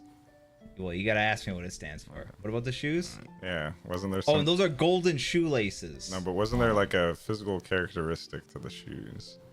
They look like the fucking. They look like Kazam shoes. Yeah. Like the Whoa. genie shoes. They're like Yeah. curled up, like an elf's shoe. Okay. All right. Waiter. And Whoa. I, as the waiter, go. Well, it's Poop's pat down. You can't. You're Yeah. Okay, I can't say anything. And now You I can't look say at nothing. Sam, and what do I see, Sam, when I look at you This with my guy, my brace for teary impact. eyes? This guy's wild. He kind of just looks like a. It's too. It's way the blown exposure's out. too high. Well, you actually drew him. That looks Yeah. like a person. Oh wait, I can't. Yeah, can I get? All right, what's in the He's- sack? Like is that's that the a first cape? thing. Yeah, he's got a cloak on. What kind of winch? Can you move it a little so it maybe adjusts? Is like, There you too go. bright? Oh, that's there, like yeah, a- it's very. That's just oh, One you- Punch Man with a hair. What the It's you. It's What? little you. No, this is a completely fabricated character. Okay, I say, Dude, it looks exact. bar winch. What's your name? I'm gonna assume it's like very similar to your name. Oh, Sam, My name's Hugh. Could you describe yourself with words as well? Oh yeah. I'm sorry. This is for the audio people. That's a out tough there. one. Yeah, the audio. Yeah. That's gonna be like most people. You're gonna have to. Yeah. Better. I'm I'm just a regular looking guy. What are you wearing? Okay. No, Looks like I'm an Captain elf. Morgan. I'm an elf, and That's an elf. yeah, and I'm wearing a pair of tights with some leather boots, like Robin Hood style boots. Got on a tunic, Robin like Hood. a tan tunic. Nice. I got It a. looked like a white tunic to me. Well, this was a pencil drawing. I did in about 4 minutes. Okay. That's pretty good. Since I work here at the bar, accommodations are pretty scarce around here. They don't let me really sleep in one of the nice rooms and everything. So my hair's a little bit patchy because I cut it with sharpened rocks. Yeah, nice. Didn't realize they actually have scissors right here behind the bar, and I have full access to them, even though I. Poop is just putting this together in his head, by the way. He's Yeah, like, this man yeah. looks like he cuts his hair with that's rocks. what you Like see. you're not You actually see all telling that. him. Or Yeah, do you are see you the- look into have you someone's locked eyes and you you're see a. Did you lock eyes and notice he was looking at you and you just started describing Nah. yourself? Yeah. No, you I know ever what you're seen someone thinking. that's been through trauma and you look them in the eye and you see a whole story there? Yeah. That's when Poob locks eyes with me. He goes, he got that whole exposition dump. And then since our eyes are meeting, let me upload this photo since you can now see my story and my sad eyes. Your sad eyes. Well, I'm crying, bitch. Hold on, where's this picture? So this is the guy that just drank water, fell asleep for 4 seconds, and then woke up and said, "I want wine," and then starts crying. I get night terrors, so I fell asleep and I instantly had a night terror, and I woke up in a scream. And then I saw your guy, and I said, "Hi, I'm Pop Goblin," and I'm like, as you can tell, just jacked to the fucking bone. Okay. Kind of a limeish green color. I'm wiping a tear, and I'm describing this out loud both to the listener and to you guys. I say, as you can tell, I'm just fucking cut. Pretty big, world's biggest goblin, maybe. Who knows? I've got kind of. Do those goblins over there in the corner that are eating and drinking? Can they hear what he's saying when he's like, "I'm the world's biggest goblin"? I'm badass. They can't. They can't hear shit. Okay. Yeah. And I've got like Wolverine hair, but instead of it going up into like Hugh Jackman Wolverine hair, it's like goblin ears, like haired out. It's badass. You're just gonna have to picture that. Kind of, like beautiful, like I said, probably 6-pack, probably leaning towards 8. He's wearing. He's got Adonis hips as well. He's currently not wearing a shirt, I don't think, but he's got a bag on. I don't. And he's got like black sweatpants and shoes. And I say, I wipe away a tear, and I go, what the hell is this guy? And I look at Brian, and I scoot a chair away. Scoot a chair away from you guys. I don't like the way Brian smells or anything about him, so I go back to crying. I say, now you two talk. Whoa. Yeah, you two talk. And all right. I go, all right. I wake up. Okay, Green Goblin guy, I'll get you that wine here in a second. Oh, yeah, I am kind of like the Green Goblin. I didn't think of that. Yeah. Oh, wow. And I know what that is, but yeah. Yeah, actually, call me the Green Goblin The instead Green of Goblin Pop is a Goblin. very famous goblin in this world. Yeah. He's kind of the goblin that most goblins are compared to. Okay. And then I You know I do what? my You know own what? thing for a I second. go. Hey, you're pretty shredded, right? Obviously. And the other guy here, you got all jewels and stuff. I'm sure you have like social and financial connections in your life. How about we got no comment. He's waiting for the business proposition. Yeah. What if I told you I knew where a couple gnomes are sleeping upstairs? Got plenty of shit on them that we could split 3 ways if you guys. Whoa. How poor are you?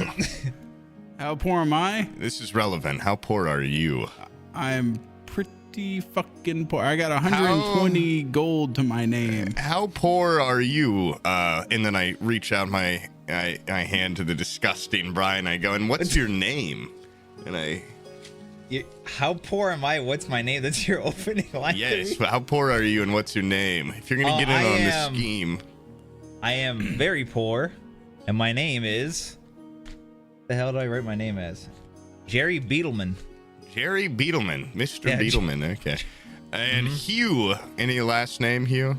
No. Okay, well that's gay, but which means happy back in these days. Oh, fuck you, guy.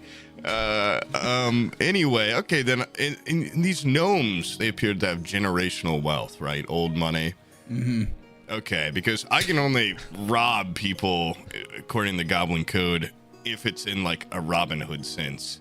So if I was giving it to us and we're all poor. These are like the Rothschilds of the gnome world, I'm assuming. That's right? a really important part of the Goblin Code.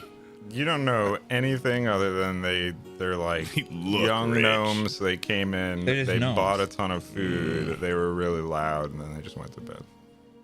How disrespectful. And they just didn't tip. Were they funny or were they just loud? They were just loud.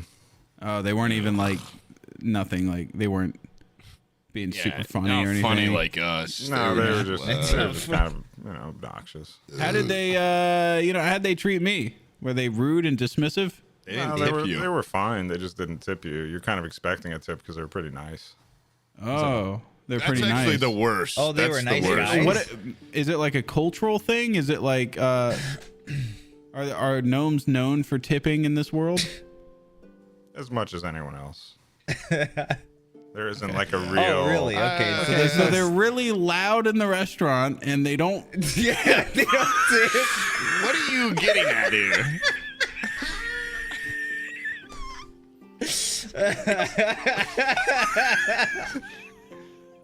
It wasn't like a funny loud. It was like just pissed me off. I don't like what this guy's getting at with these gnomes. I might be out. I don't know. I mean, it's a goblin. I don't. What do you got a problem with goblins too? Racist? What's going on here? I didn't say anything.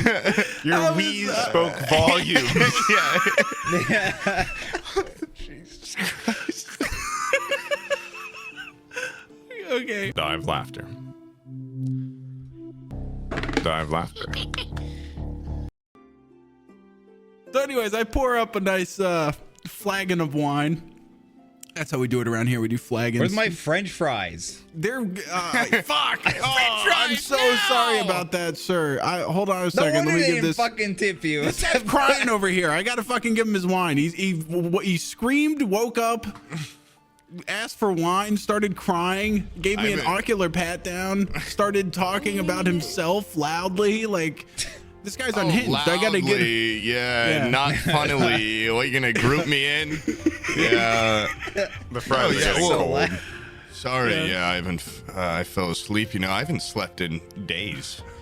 But that's really none of your business. So I'll take that Well, wine. I didn't ask. So, anyways. Yeah. And also, I don't know if you can tell, but like my pecs are like they look like tits. But gone. Anyway. Yeah, this fat guy needs fries, obviously. So why don't you get to that? Yeah. So, anyways, I go over to Kurt's. Beetle.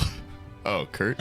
Yeah. Your boss. Yeah, that's the boss. I wrote that down. He's back behind. He's like in the kitchen. He's making shit. And I go, hey, give us a one order of French fried taters. He says, hey. Who are you talking to? Yeah.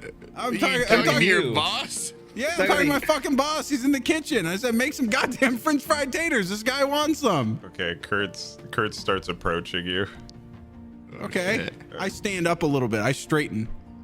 Presses a potato into your chest. Ooh. Like as if like you do it. And if you want yeah, it. exactly. And he's big. He's like the probably boss. No shit. 10 feet tall. 10 feet tall. Probably around 500 pounds or so. He's huge. 500 pounds. Holy fuck. Oh, I'm getting a promotion. I get to make the French fries around here now. Thank you, Kurtz. And he just kind I of won't let you nods. down. I overhear him getting a promotion and I applaud him. Yeah. Wow. Good job, man. And good job. oh my God, this and place moving is... up in the world, man. You see Kurtz walk off and he goes and he starts talking to other patrons. And then I walk over to Brian and I go, yeah, we're all out of potatoes. We actually have no I saw you. I saw you get it. I saw No, we're the fresh potato. out, dude. We just haven't had a shipment of potatoes. I don't for believe French fries or him. I don't anything. believe him. Hold on. You don't believe him?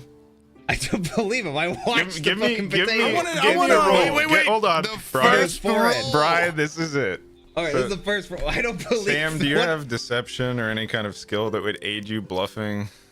As I'm holding a All right. potato in my hand, It saying doesn't. we have no potatoes. Do you have deception or any kind of skill? Yes, Let's I see. actually have a shitload of it. Let's Bring see. it on, Hold on. bitch. Let's see your character deception. Okay.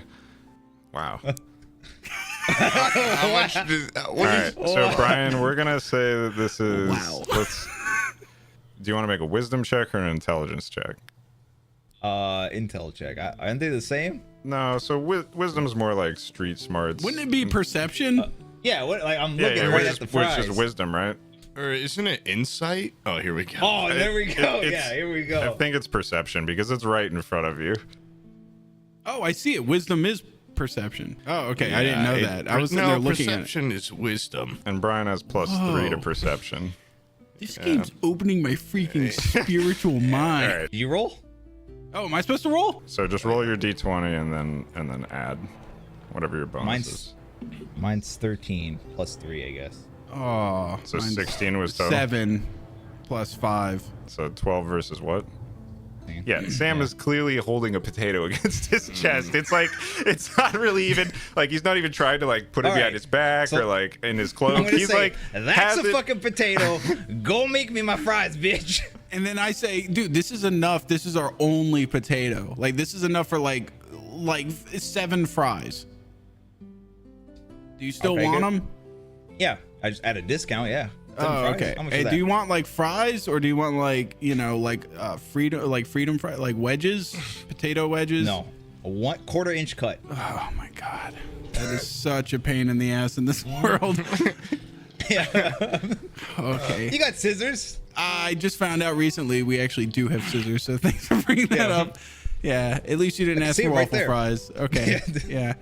No, that's no. You're right. You know, I changed my mind. I want waffle fries. Yeah, that's not happening. Yeah, I'm not. I'm gonna straight up refuse.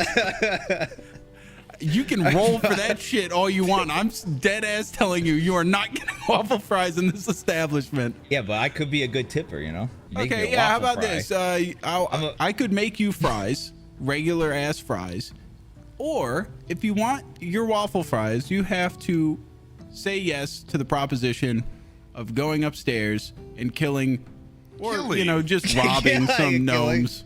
Robbing. Yeah, in a Robin Hood sense is the only way I could help. I mean, you guys could do it by yourselves. I wouldn't stop you. But who even asked you? Who even asked the goblin? All right.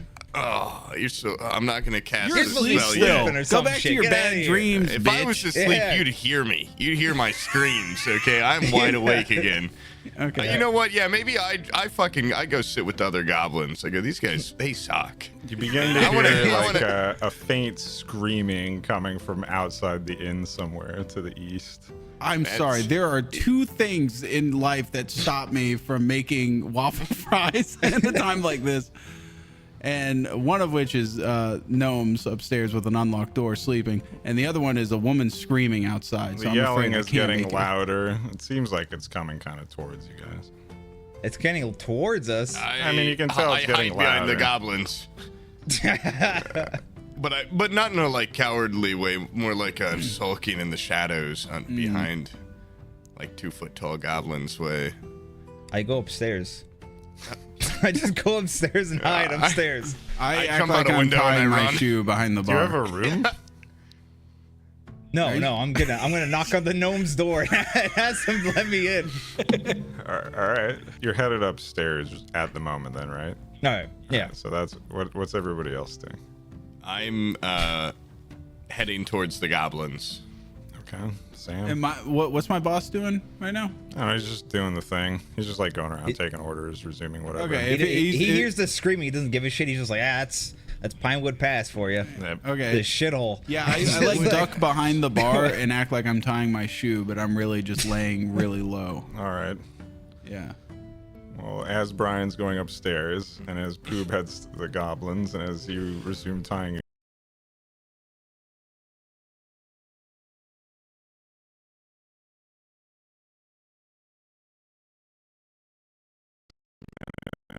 and as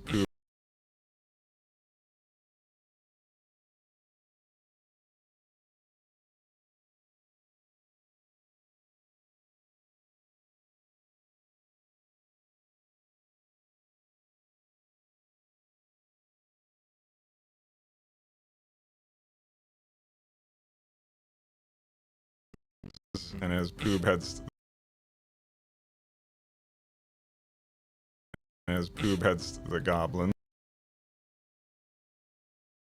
As Poob heads to the goblins, and as you resume tying your shoe.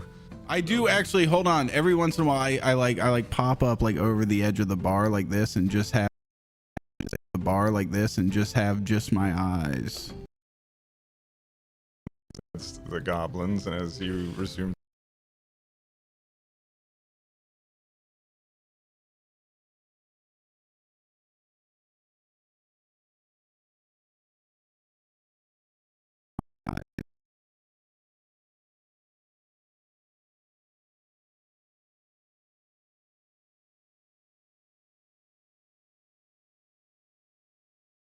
like this and just have just my eyes.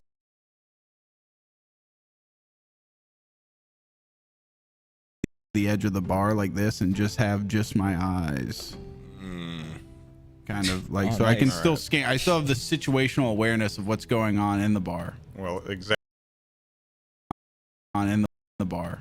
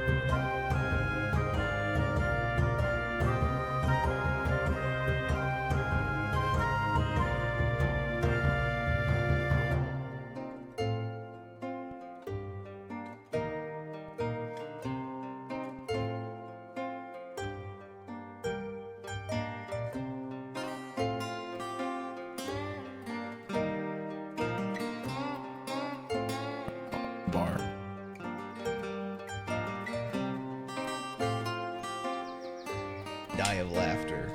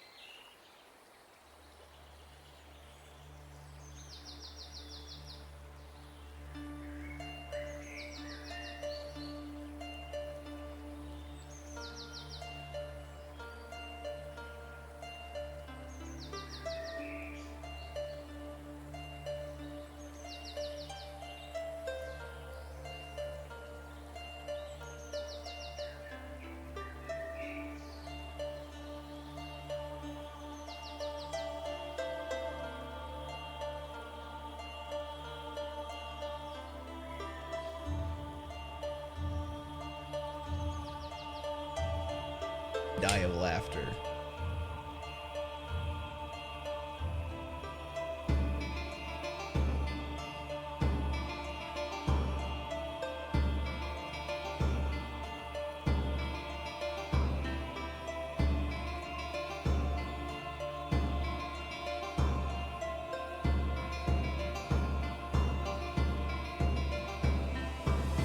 Die of laughter. I wipe away a tear.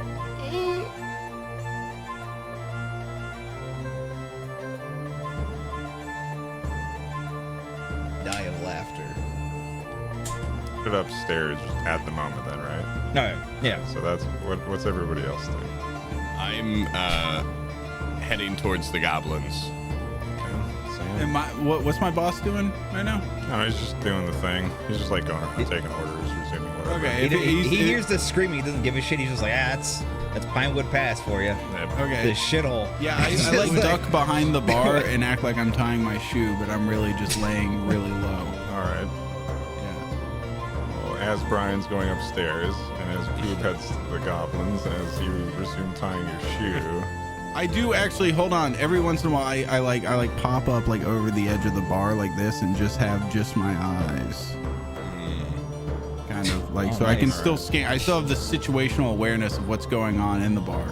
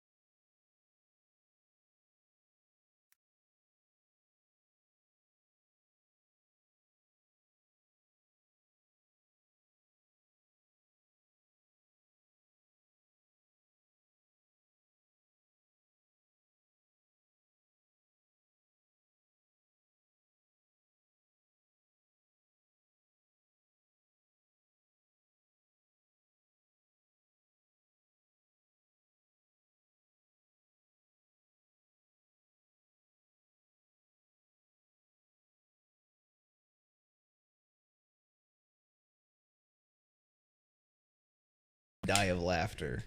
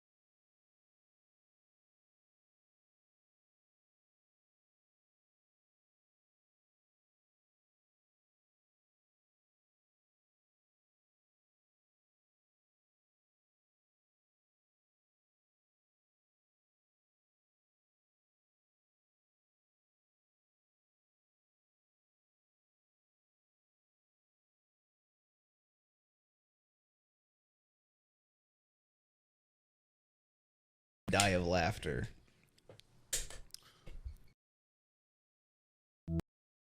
Guy I'll take with one a Coke. Rude Exception or potato again.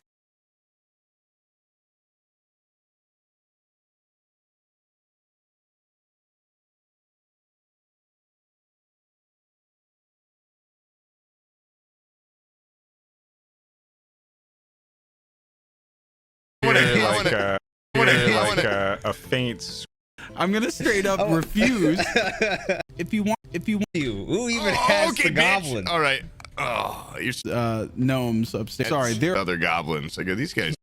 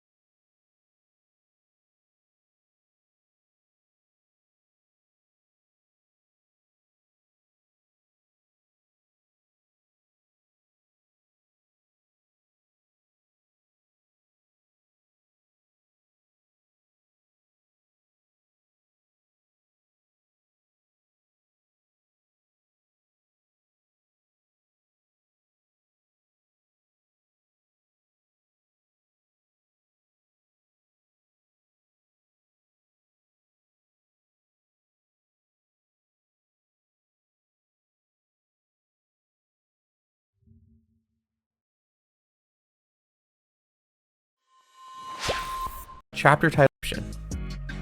To get started, open your video's description to add a list of timestamps and titles. There must be at least 3 timestamps and titles in your list. The first timestamp must be marked as 0, and each chapter needs to be at least 10 seconds in length. Let's enter 0:00, hit the spacebar, then type in a chapter title. We encourage you to use shorter, descriptive chapter titles so that viewers can easily get an idea of what the chapter is about. On the next line, enter in the timestamp of when your next chapter will start. For example, if it starts at 2 minutes and 31 seconds, enter 2:31, then space, then the name of the chapter. Once you're finished,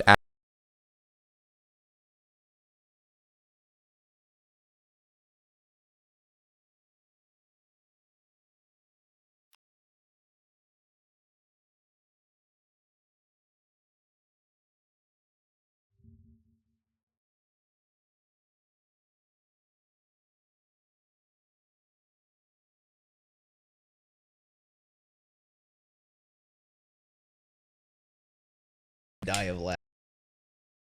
Pinewood Pass and its surrounding area are popular amongst travelers due to its central location between major cities and relative safety compared to most everywhere else around it. Merchants, traders, drifters, and grifters circulate through the wooden halls of Pinewood Pass with the regularity of a steady pulse. And although few choose to make it their permanent home, those that do live well by tending to their travelers when they aren't busy losing it back on bets.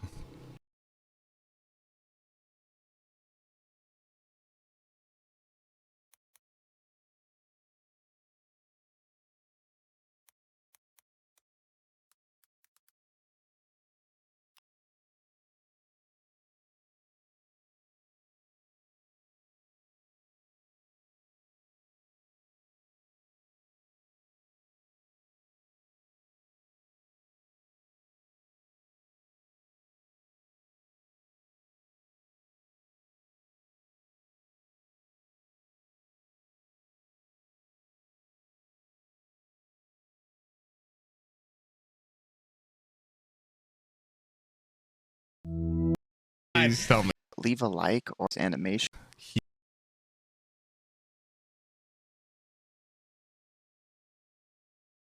Thanks for watching. It is here that you, Hugh,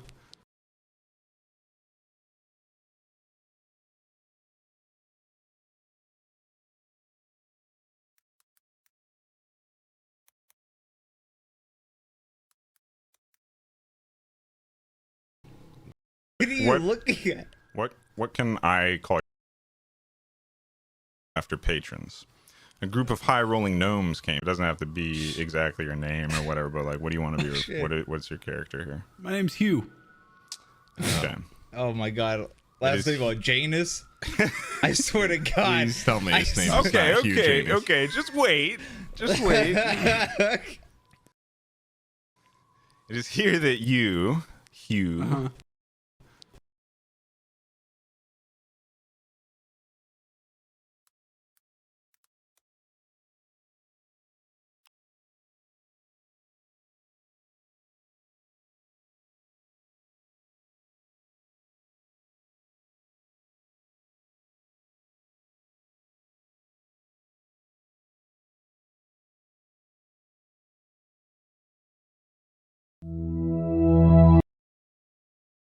you're deep in your character.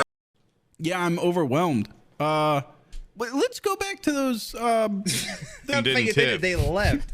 They left to give you.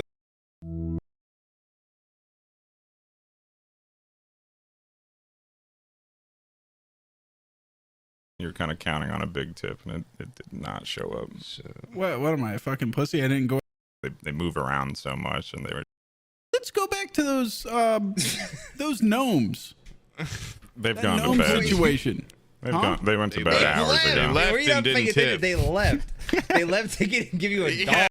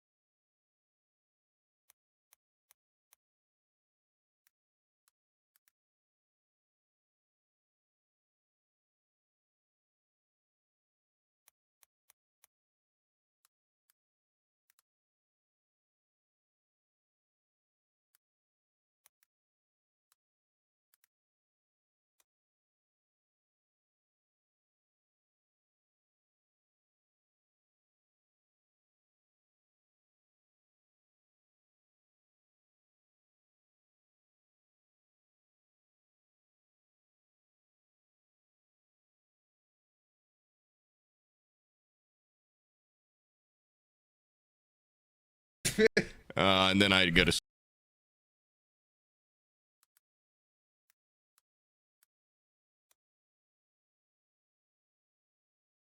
sleep.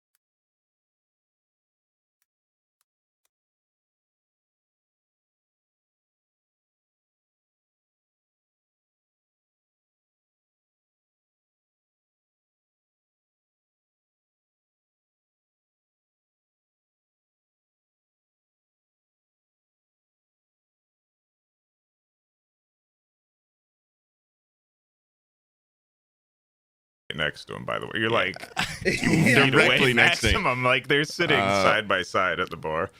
Can I do a visual pat down of what these two other guys look like? Yeah. Some sort of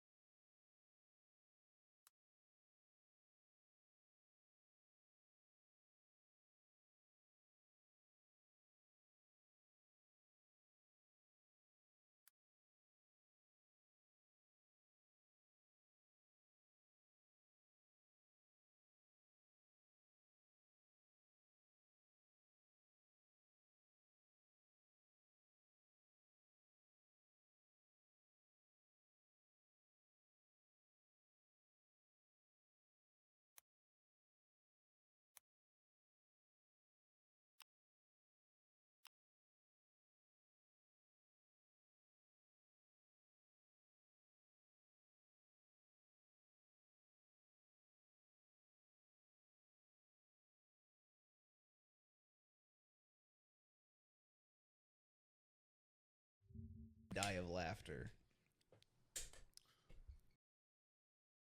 visual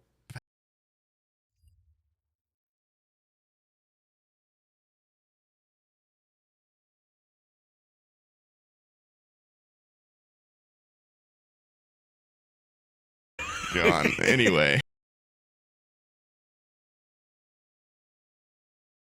What, you gonna group me in? Yeah. The fries are getting cold. Sorry, yeah, I fell asleep. You know, I haven't slept in days.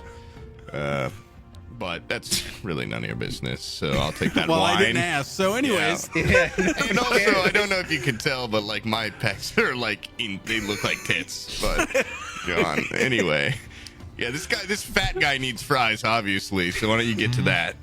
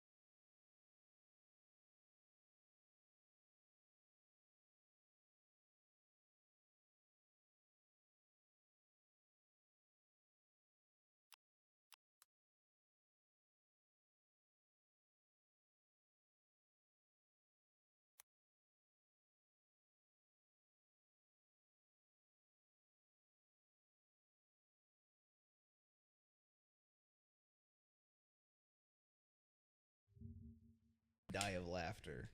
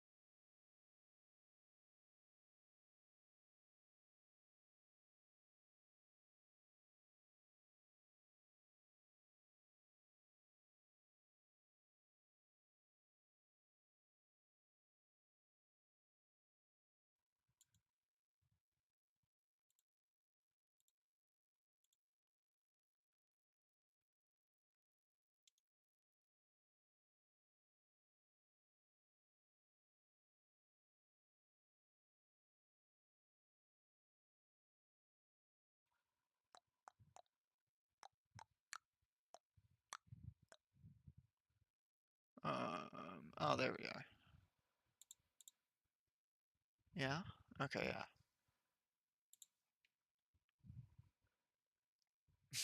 All that to say, I'm done. 6.5 hours.